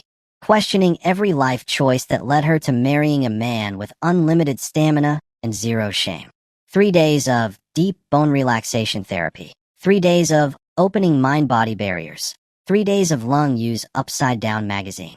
My household is completely insane, and I regret nothing. Boom. If entry level was a well, and proficient was a lake, then mastery was a full-blown Big Bang inside my skull. My consciousness tripled in size. Spiritual energy flooding every corner of my brain like someone opened a cosmic dam. Ding. Spiritual mental power, 3%. Total, 4.1%. I opened my eyes. For a split second, my pupils turned completely dark purple. Like a demon lord waking up from a nap. An invisible psychic storm exploded outward from my body, sweeping the entire basement. Time to test this bad boy. Rise, one thought. That's all. And a 2,000-kilogram specialty alloy barbell in the far corner of the room. The one Su Chinga uses for exercise, just floated into the air. Effortlessly. Like picking up a feather with my brain. Last time at 1.1%, I couldn't budge it. Now, child's play. I gently carried my unconscious wife, who had been trained into a coma, to the restroom and tucked her in. She was so deeply asleep that a bomb wouldn't wake her. 3 days of intensive cultivation will do that to a person. Then I walked over to the strength testing machine. Time to see what this body could really do. Standard punch first. Hips and fist aligned. Basic power. Wham. Display. 6,500 kilograms. 65% gene development. 6,500 kilograms output. Math checks out. Normal. But normal is boring. I grabbed a pair of special protective gauntlets rated for Grandmaster level impacts. Took my stance. Started charging everything. Perfected Azure Dragon Spear intent, surging through my mind. Spiritual mental power, wrapping around my fist like invisible armor. Physical blood energy, roaring through every cell. 3 forces. 1 fist. Combined. HAA, boom. The entire underground chamber shook. The villa above us trembled like an earthquake hit it. I actually stumbled back half a step from my own punch. I looked down at my hand. The Grandmaster-rated gauntlets had disintegrated, shredded into confetti hanging off my knuckles. My fist bones were throbbing. If those gloves hadn't absorbed some of the recoil, my whole arm would have exploded from the backlash. And the testing machine? The screen was spitting garbled nonsense. Black smoke rising. The alloy target was caved in so deep it looked like a meteor crater. This machine maxes out at 30,000 kilograms. I just broke it with 1 punch. Chun Yi. What happened? The basement door slammed open. Lung Yu and Shun Rushuang charged in like a SWAT team. Shin Rushuang was in front, and she ran face first into the sight of me standing there, shirtless, drenched in sweat, muscles glistening, radiating raw predatory energy. Her whole body flinched. Face went tomato red in 0.5 seconds. I'll just Go back upstairs. She spun around and fled without looking back. 3 days of listening through the floor, and now she can't handle the visual? Interesting.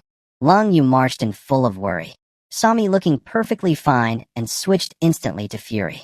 She grabbed a shirt and threw it at my face. What are you doing down here? Hey, you opened the door without asking. Not my fault. Don't give me that. The whole house shook like a bomb went off. I thought you literally made someone explode. Lung Yu, please. Am I that kind of person? I just had a small cultivation breakthrough and tested it. Cultivation? She laughed like a villain. You call the last 3 days cultivation? But mid-roast, her eyes drifted past my shoulder to the smoking, cratered testing machine. Her anger froze solid. The tester broke? She walked over and touched the warped, scorched alloy crater. Still burning hot. Chun Yi, how much force did you just hit with? I buttoned my shirt, casual as ever. No idea. Machine max is at 30,000 kilograms, and it died. So, more than that. Lung Yu's voice went quiet. The testing cap is 30,000. But the machine's structural limit is 50,000. To actually break it, you'd need over 50,000 kilograms of force. 50,000? Even I didn't expect that.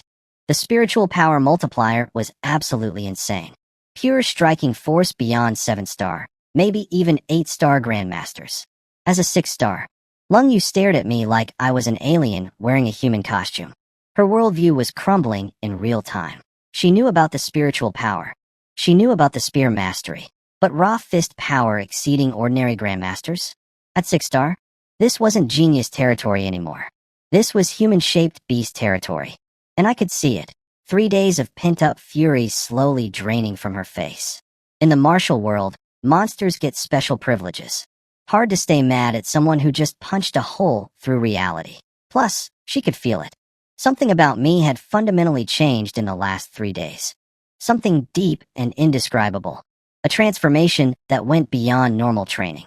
The gears were turning behind those phoenix eyes. Did this shameless man actually get stronger through that? Was this special training actually real training? Yes, Lung Yu. Yes, it was. Every sweaty, scandalous, magazine-flipping, heavy metal blasting minute of it. Science. Lung Yu glanced at the restroom where Su Chinga was sleeping the sleep of the dead and sighed. Fine, stop showing off. Get ready. The Provincial Association Gala is tonight. Don't be late. Yes, ma'am.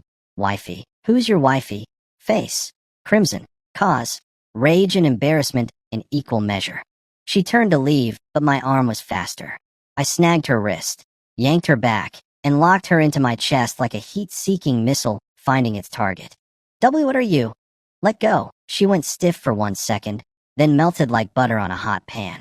My chest was basically a furnace, and my hands were doing that thing she pretends to hate, but definitely doesn't. Shen Rushuang is upstairs. Her voice was basically a whisper at this point. Barely audible. These 3 days, I kept wanting to be alone with you. But there was never a chance. I felt her heart skip. The anger crumbled. Sweetness flooded in. But then she remembered the 3-day marathon downstairs, and her jealousy reignited. Oh really? You seemed plenty entertained. Forgot all about me, didn't you? Correction. I pinched her waist. That wasn't entertainment. That was hard work. For our family's future. Day and night, tireless effort. Do you know how difficult my job is? The eye roll she gave me could have been seen from space. Then I pulled out the king blood essence and pressed it into her hand. Shen Rushuang delivered this. I've been holding it for you. Tonight, while I'm at the gala, you stay in the training room and drink it. Go into closed cultivation. Her eyes went wide. This is yours, dummy. What's mine is yours. You get stronger, I get stronger. How many times do I have to explain this? All resistance evaporated. She cursed at me softly, pocketed the vial, and I could practically see hearts floating around her head. Upstairs, Shen Rushuang was already waiting in a backless black evening gown that should be classified as a weapon. Curves so dangerous they could cause traffic accidents.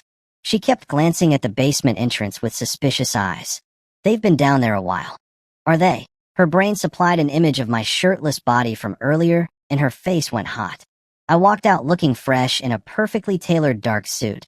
Clean, sharp, radiating main character energy. Where's Lung Yu? She smirked. Closed cultivation. Breaking through. Tonight it's just us. I offered my arm like a gentleman. Vice President Shun, I'm afraid you'll have to be my date this evening. She blinked. Then understanding dawned. Then a devastating smile bloomed across her face as she hooked her arm through mine. Little boy, sending Lung Yu away on purpose? Getting bolder by the day, 1 hour later. Linjiang Victory Hotel. Provincial Association Gala. Crystal chandeliers. Gold light everywhere. Champagne flowing. The entire building locked down with vice president level security. Every noble family, government official, and young elite in the province packed into one room. Then I walked in. The entire ballroom went quiet. My suit was doing work. 6-star peak physique filling out every tailored line. But the real showstopper was the mastery-level Heart Sutra effect, an invisible aura of depth and mystery that made me feel like a bottomless well. People couldn't look at me without feeling their hearts race. Shen Rushuang on my arm was absolutely stunning. But even she, this goddess-level beauty, became the supporting character next to whatever energy I was radiating. Who I asked that? When did the province get someone like him? So young. I can feel his blood energy from across the room. Those eyes. I looked at him for 1 second and got dizzy. Noble ladies and family princesses were whispering everywhere, fanning themselves, trying not to stare. In the center of the hall, the 3 top young elites of the province, Zhao Kuanxian, Qian Yutong, and Sun Mengdai, were holding court surrounded by bootlicking second-generation rich kids. The instant I walked in, all 3 of them put down their drinks simultaneously, exchanged looks, then walked over and greeted me first, in front of everyone. The entire room lost its collective mind. Did Zhao Kuanxian just approach him? Qian Yutong never initiates conversation. Who I asked this guy? Must be from the capital. A group of pretty noble girls cornered Sun Mengdai. Who I asked that gorgeous man? Sun Mengdai looked at me, then at Shen Rushuang on my arm, and I caught a hint of something sour in her voice. Stop guessing. He's not from the capital. His name is Chun Yi. He's the new chief of our provincial genius camp. Pause. Don't bother getting ideas. He's a real monster. And the woman next to him is Vice President Chun of the South River Martial Association. Peak 6-star, the socialites deflated instantly. Dreams crushed. Fantasies terminated. No wonder he's the chief. We definitely don't stand a chance. Then the room went dead silent. The main doors opened one more time. A man with shoulders like a mountain and an aura like a black hole stepped inside. Every footstep made the air heavier. The kind of pressure that doesn't just fill a room, it commands it. Grandmaster Lei, a 7-star grandmaster. And if I remembered correctly, the uncle of a certain little girl I caught falling off a bridge 3 days ago. This was about to get very interesting. Grandmaster Lei walked into the gala holding the hand of a little girl with big, sparkly eyes. And I immediately recognized her. That was the kid I caught midair with telekinesis on the collapsing bridge. Shen Rushuang saw her too and nearly choked on her own breath. She'd thought we saved a random civilian child. Nope. We saved a grandmaster's niece. I just smiled. Now it all makes sense. The rushed awards. The S-Class Technique Prize. The VIP Gala. Elder Qin didn't organize all this in 2 hours. Grandmaster Lei did. This whole evening was his thank you card. The man stepped up to the podium. Zero small talk. Pure authority. Tonight we honor the heroes of the highway bridge disaster. As a fellow martial artist, I want to express my personal gratitude. He patted the little girl's head, voice going unexpectedly soft. Among those rescued was my family. Without the warriors who intervened at that critical moment, my niece would be gone. The room erupted in whispers. A grandmaster's family was saved. Who saved them? That's a lifetime of favor. Every ambitious family heir in the room was practically drooling with jealousy. A grandmaster owing you a debt? That's a golden ticket to the top of society. Please welcome Provincial Genius Camp Chief Chun Yi and South River City Vice President Shen Rushuang to the stage. Every eyeball in the building pointed at me.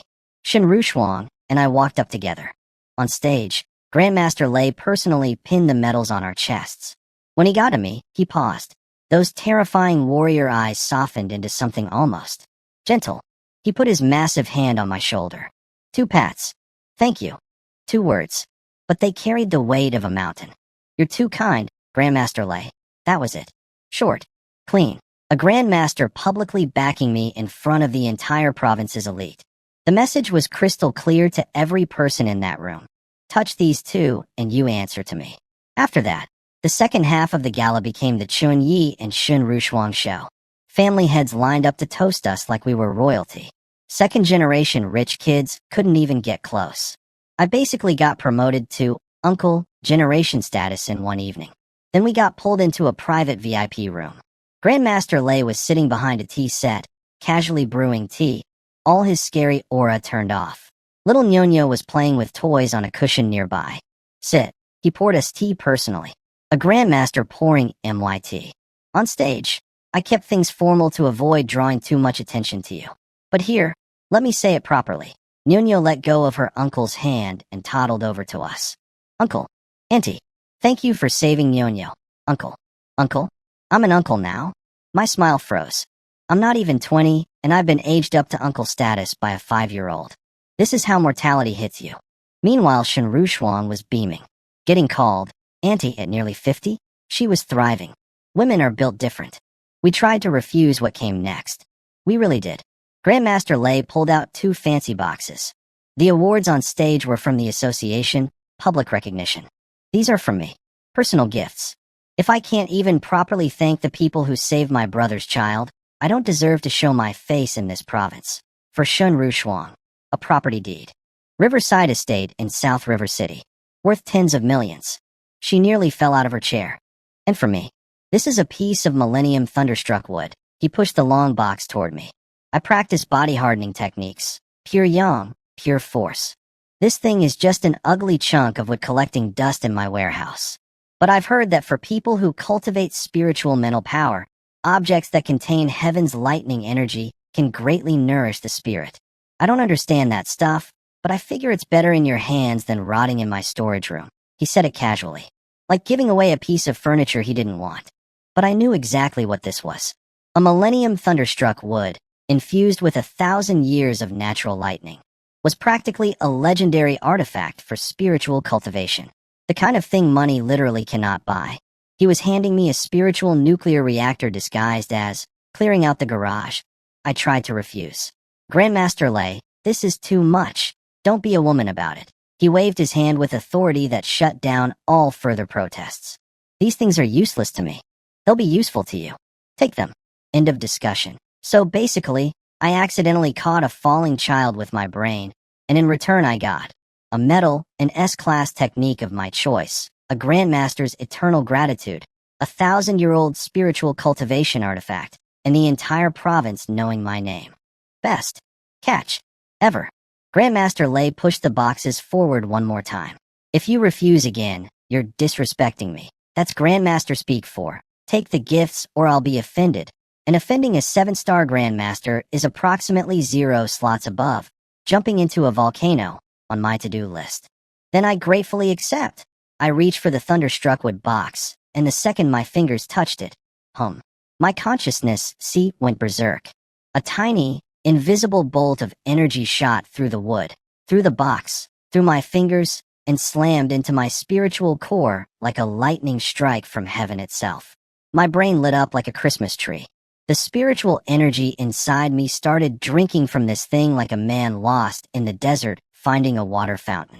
1,000 years of accumulated lightning essence, feeding directly into my freshly upgraded mental power. It was like putting premium fuel into a race car. Like watering a plant with liquid miracle. What happened? Grandmaster Lei's eyes narrowed. He couldn't sense spiritual energy, but as a 7-star, he could tell something in my aura just shifted. Got tighter, cleaner, more refined. I exhaled slowly, forcing down the internal fireworks. Grandmaster Lei, this is incredible. This would genuinely nourish his spiritual power. The effect on my cultivation is beyond anything I could have imagined. His face broke into the biggest grin I'd ever seen on a Grandmaster. Haha, then it found the right owner. Use it well, kid. I want to see you dominate at the Southern District Championship in 2 months. Shun Rushuang was watching me with narrowed eyes. She couldn't feel what I felt, but she could read my expression. And she knew that chunk of wood was worth 100 times more than her fancy riverside property. The jealousy on her face was exquisite. Chief Chun really hit the jackpot tonight, she teased. We headed back to the main hall with Grandmaster Lei and little Ñoño. The whole evening had been an absolute heist. Metal, S-class technique, Grandmaster backing, Millennium spiritual artifact. All because I caught one kid with my brain. Return on investment, infinite. But as we re-entered the ballroom, something caught my attention. A server. Female. Her eyes were wrong. Tracking people with a focus that didn't match, carrying champagne. I quietly pulsed my spiritual sense toward her. Dark yellow beast energy. Faint. Hidden deep. Same type as what I detected in Lijian, just 100 times weaker. Same source. Same organization. Someone connected to the Heaven Gate cult was here. At a provincial gala. Wearing a waiter's uniform. I filed that away and kept walking. Not the time. Not the place. Then ding. My tiger leopard thunder sound fired off spontaneously. A deep, powerful hum resonated through my entire body without warning. Detected. Partner, Lung Yu, is actively refining King Blood Essence. 10x feedback triggered. Congratulations. Gene development 1%. Current gene development 66%. A river of heat poured into me from nowhere. Every cell in my body started partying. Blood flow accelerated. My skin took on a faint jade-like glow. That was Lung Yu. At home. In the training room. Absorbing the King Blood Essence I gave her. And I was getting 10 times the benefit while casually strolling through a gala in a suit. Good girl, Xiao Yu. Keep going. Your husband's future depends on you. Shenru Shuang was still holding my arm. She felt everything. The sudden heat surge. The aura spike. The unmistakable signature of a physical breakthrough happening in real time. She froze mid-step. Eyes going saucer-wide. What? What? In her entire career as a martial artist, she'd understood one fundamental truth. Improving gene development requires years of grinding, top-tier resources, and expert guidance. I just powered up while walking at a party, holding a drink. Did you absorb that King Blood Essence I gave you already? I looked at her with my most innocent face. Technically, my wife absorbed it. Same thing. The medicine worked fast. Good quality stuff. Shenru Shuang bit down on her teeth so hard I could hear them grinding. She stared at me with an expression that combined awe, jealousy, disbelief, and the dawning realization that everything she thought she knew about cultivation was wrong. This is what a real genius looks like. I used to think I was talented too. But compared to this man, I'm a joke.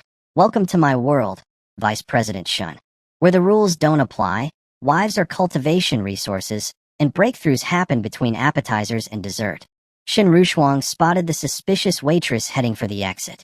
Aren't you going to follow her? That's a lead.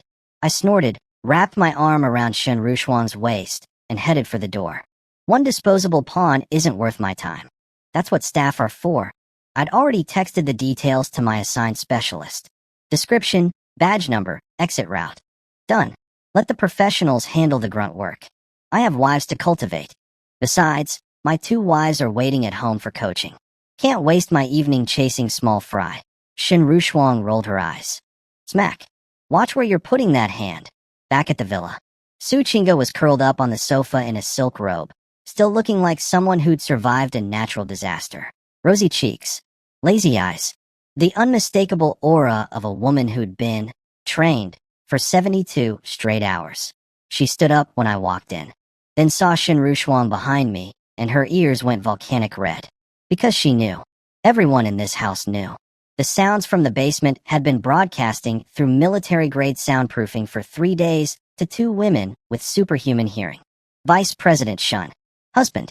Welcome back. She said it like someone reading their own death sentence. Shenru Shuang scanned her with those X-ray eyes, noted the glow, noted the wobbly legs, noted everything, and thought, what spell does this man have on these women? Where's Lung Yu? Jijia is still in closed cultivation downstairs. Shenru Shuang glanced at me with something sour in her expression, then headed for the basement. I'll go check on her. The second she disappeared down the stairs, I made my move. I grabbed Su Chinga and pulled her into my arms. DK. She went stiff, then completely boneless. Tried to push me away with the strength of a wet tissue. Stop. Let Gio. Shenru Shuang is still here. Don't do this here. Her voice cracked. Actual tears forming. What do? Chinga wifey, your mind is in the gutter. I just wanted to. Shenru Shuang is here. Lung Yu is here. And you still want to torment me? She was shaking now. Full crying mode activated. Do you think I have no self-respect? Am I just a A tool for you to use. I'm never practicing that spiritual technique again. Never. Not in this lifetime. She buried her face in my chest and sobbed. Oh no. Oh no. I broke her. 3 days of deep bone relaxation therapy, followed by me immediately grabbing her the moment we're alone. From her perspective, I was an insatiable monster with zero regard for her dignity. Hey, Chinga, I wasn't going to. I actually have a breakthrough in teaching method now. I can genuinely help you. Wah. More crying. Louder crying. I was more innocent than a baby lamb, and nobody was going to believe me. The crying triggered the house alarm system, also known as the other two women. Thud, thud, thud. Lung Yu and Shin Rushuang came sprinting up the stairs like a SWAT response team. Lung Yu took one look at Su Chinga's tear-stained face, and her eyes went nuclear.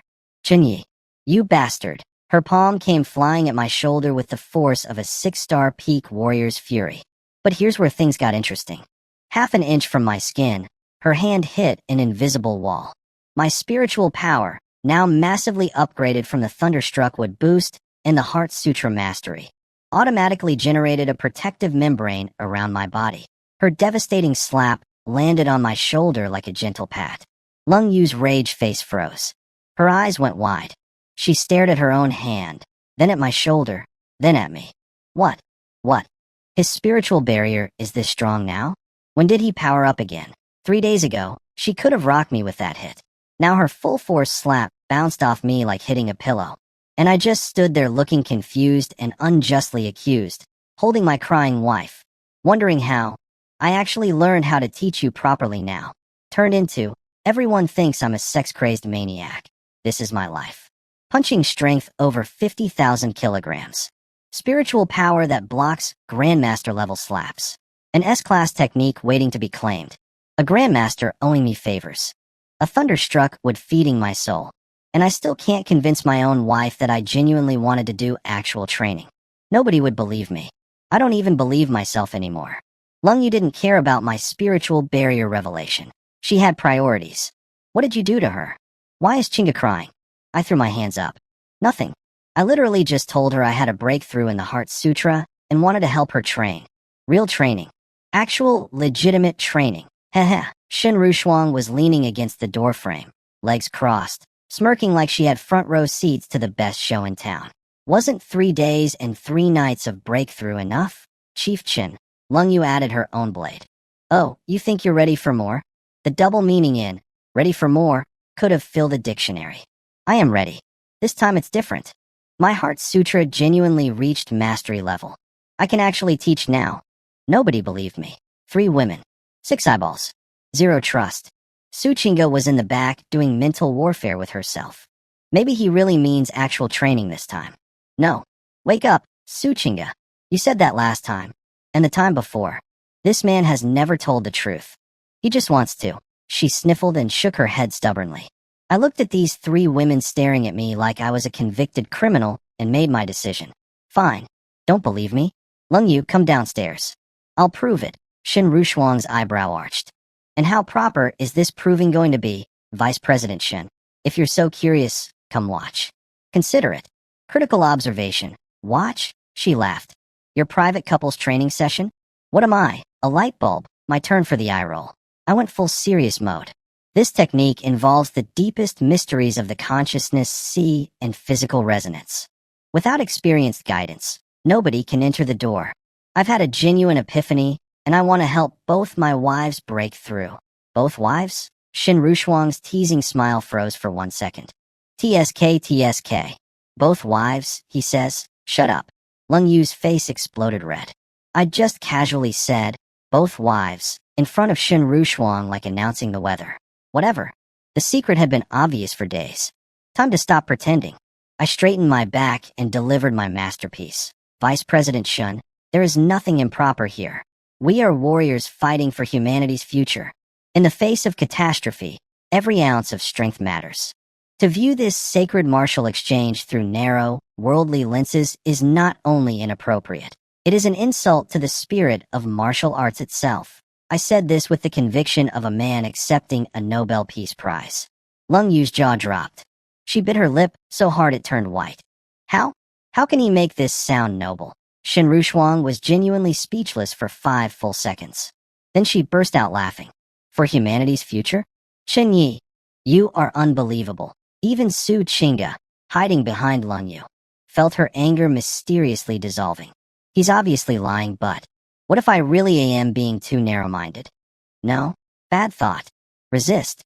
Enough talk. I grabbed one wife in each hand. Full authority. Zero debate. Tonight, I show you what real coaching looks like. Vice President Shun, bring your skepticism downstairs and observe. I dragged both women toward the basement. Behind us, Shin Rushuang licked her lips. Critical observation, she followed. Underground training room. Holographic projections blazing. Lung Yu ignored me completely, pulled Su Chinga down, and they both sat cross-legged in front of the meridian diagrams. Her plan was obvious. With Shin Rushuang watching, I wouldn't dare try anything physical. Finally, some real quiet meditation time. She lasted 2 minutes before I appeared in front of her like a pop quiz. Xiaoyu, why the furrowed brow? Stuck on this spirit descent step? Tell me what's wrong. Inside her head. Here we go. He's going to pretend to be a teacher, spout nonsense. And then somehow this ends with me on a massage table. I've seen this movie 3 times already, but Shin Rushuang was watching. So Lung Yu played along. Fine. This part says, the mind spirit is like mercury. When it meets fire, it flies. Every time I try to push my spiritual power down into my dantian, my blood energy erupts and I can't control it. She crossed her arms. Go ahead. Try to BS your way through this one. I barely glanced at the diagram. You understood it backwards. Lung Yu blinked. Meets fire, flies doesn't mean you fight the fire. It means you ride it. I drew a wave pattern in the air with one finger. The Heart Sutra's core is asleep. The harder you push down, the more your spirit tenses. Instead, imagine your spiritual power as a feather. Let the heat of your blood energy lift it. Float with it. And when the blood energy naturally recedes, that's the moment you sink. Don't use force. Borrow force. Silence. Total. Absolute. Silence. Lung Yu's entire body went rigid. Her eyes went wide, like lightning striking in complete darkness. Because in that one explanation, casual, effortless, taking me 5 seconds, I had just solved the problem she'd been smashing her head against for days. The look on her face? Priceless. And behind me, Shin Rushuang's smirk had quietly vanished, replaced by something she didn't expect to feel. Genuine awe. Turns out, sometimes the shameless pervert actually is a genius teacher. Who knew? Feather. Riding the wave. Borrowing force. I could literally see the light bulb explode above Lung Yu's head. Her entire body jolted like she'd been electrocuted by understanding. She looked at me like I'd grown a second head. How? Last night he couldn't explain anything clearly. Now he's suddenly surgically precise? She didn't waste a single second questioning it. When enlightenment knocks, you open the door. Her eyes slammed shut and she dropped into the deepest meditation I'd ever seen from her. Spiritual energy started pulsing around her body immediately. Shin Rushuang's jaw was on the floor. She looked at meditating Lung Yu, looked at casual me, looked back at Lung Yu. This is fake, right? He said 2 sentences of mystical nonsense, and she's pretending to have an epiphany? Do they think I'm 5? But she's a 6-star fighter. Her senses don't lie. And the spiritual fluctuations radiating off Lung Yu right now? Those were real. Unmistakable. Impossible to fake. She turned to me. Her voice was actually trembling. Chun Yi, your Heart Sutra. You can really teach them? Yep. I nodded like I'd just confirmed the weather was nice. Shin Rushuang's scalp went numb. 7-star and 8-star grandmasters can't crack this technique. Most people spend their entire lives unable to touch the threshold. And this man was giving casual roadside directions to enlightenment. Then Su Chinga, my sweet, wronged, sobbing wife from 10 minutes ago, looked at Lung Yu entering deep meditation, and her competitive instinct erupted. Wait, he was actually trying to teach me? This wasn't a trick?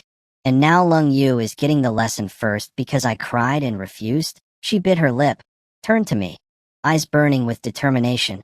Husband, I don't understand this part. Shin Rushuang's brain almost crashed. A 1-star fighter wants to learn an S-class spiritual technique that grandmasters can't master? Has everyone in this house gone insane? And then I said, sure, I'll teach you. I grabbed the wooden box from Grandmaster Lei, popped it open, pulled out the Millennium Thunderstruck wood, black as coal with faint purple veins pulsing through it, and handed it to Su Chinga. Hold this. A grandmaster gave it to us today.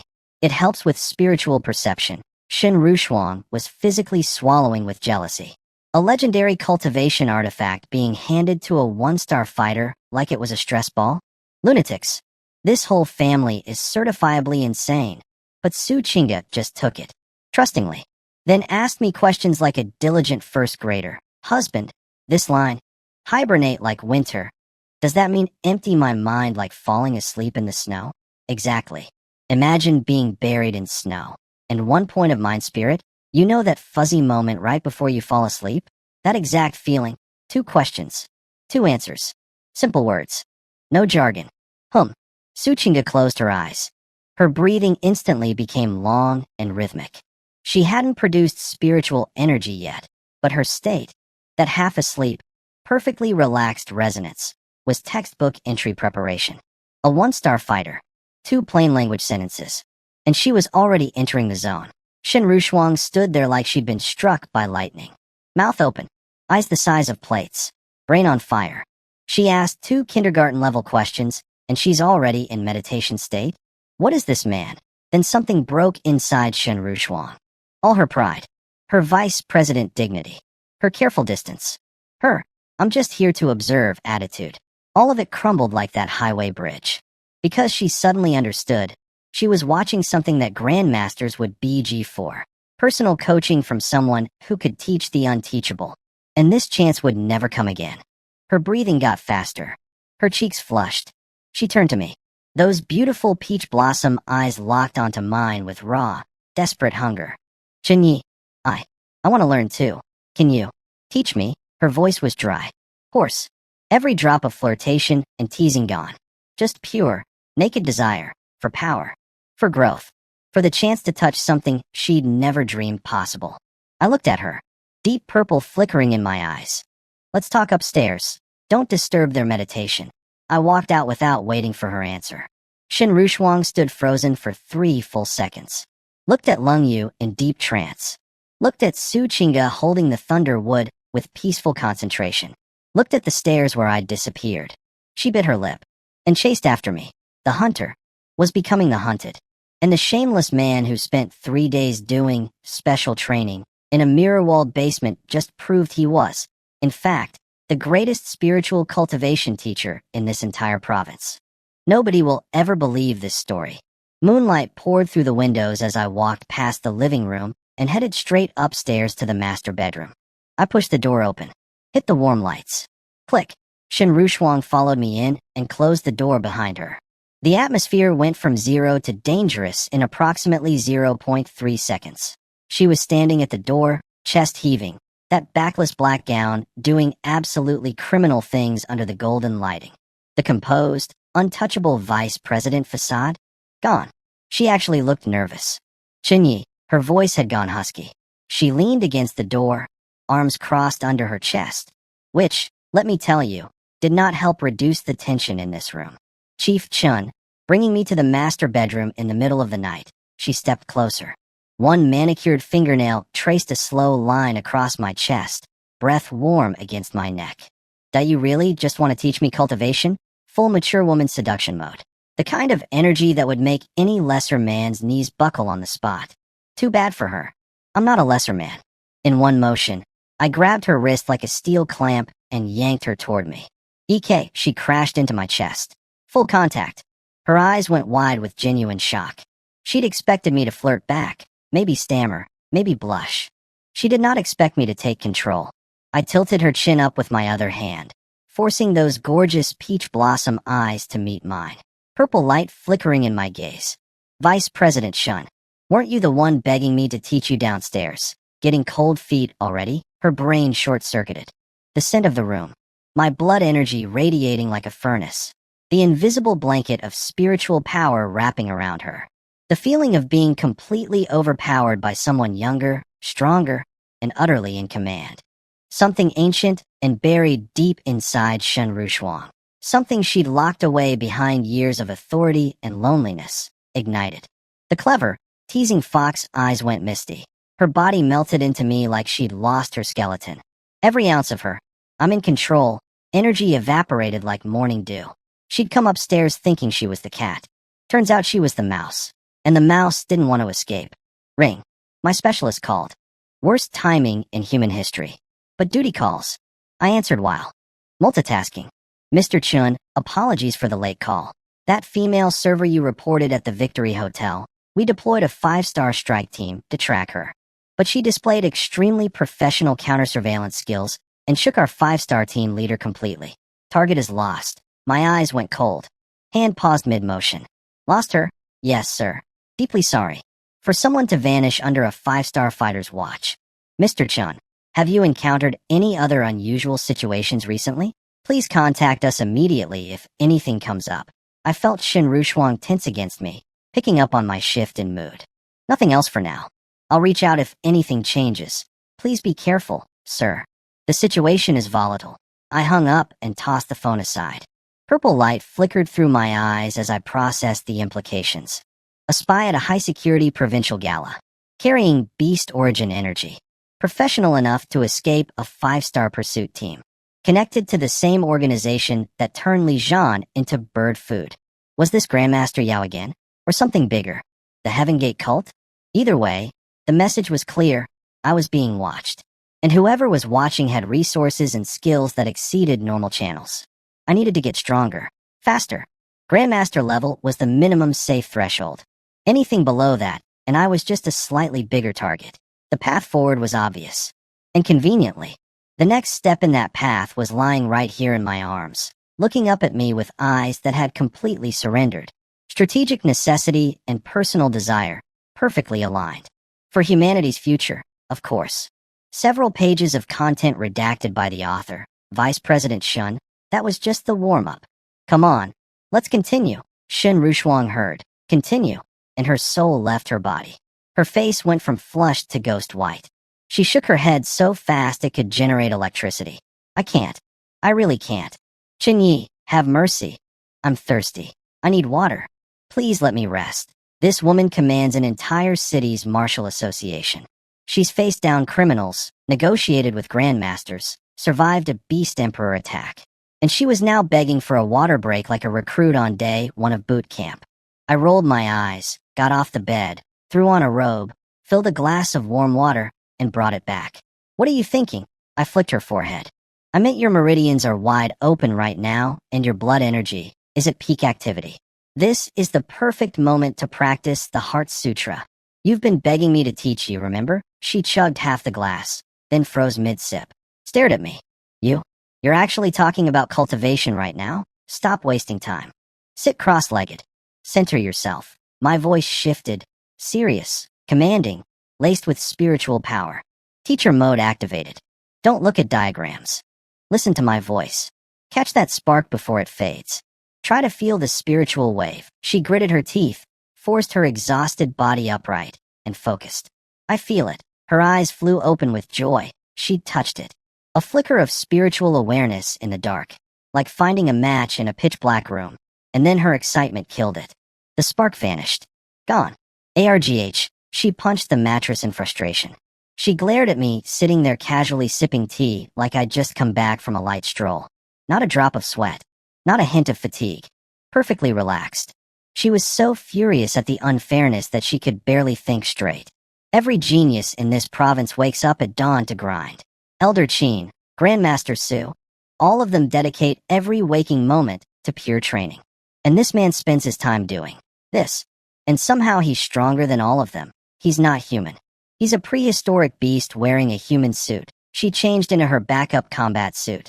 Thank God she'd packed one. Because if she'd had to ask Lung Yuyi for clothes, she would rather headbutt a wall until death. Speaking of Lung Yu, Shin Rushuang caught her own reflection in the mirror. Flushed cheeks, dreamy eyes, that unmistakable post-dash, cultivation, glow. 2 days ago she was mocking Lung Yu for falling for a man a generation younger, laughing at how the mighty Ice Queen got conquered. And now, we've competed our whole lives. Rankings, resources, even who's prettier. And now we're competing over the same man. Shin Rushuang, you've completely lost your mind. She went into the bathroom. Cold water. Need to think clearly. The shower started running. Then the bathroom door opened behind her. Get out. Let me shower alone. Protest denied. Much later, the bathroom door finally opened. Steam everywhere. I leaned in for one more kiss and got shoved back. She finally understood. Completely. Why Lung Yu, the proudest, coldest, most untouchable woman in the province, was utterly and totally under my control. Because I am not a human being. My stamina, my blood energy, my spiritual pressure. I'm basically a mythical creature in a man-shaped container. Shin Rushuang gripped the handrail and began the long, careful journey downstairs. Each step sent trembling waves of soreness through her legs. Every stair was a battle. She reached the landing between floors and stopped, because the basement training room door was opening at that exact moment. And Lung Yu was walking out. The new Lung Yu, radiating a sharp, compressed, blade-like aura. My earlier teaching had clearly worked. She'd made massive progress in her cultivation. Lung Yu looked up. Shin Rushuang looked down. Their eyes met. The air solidified. Two 6-star peak female warriors. Former rivals. Current. Something else entirely. Both standing on different staircases. One coming from the training room. One coming from the bedroom. Both walking funny. For very different reasons. The silence was so thick you could cut it with a sword.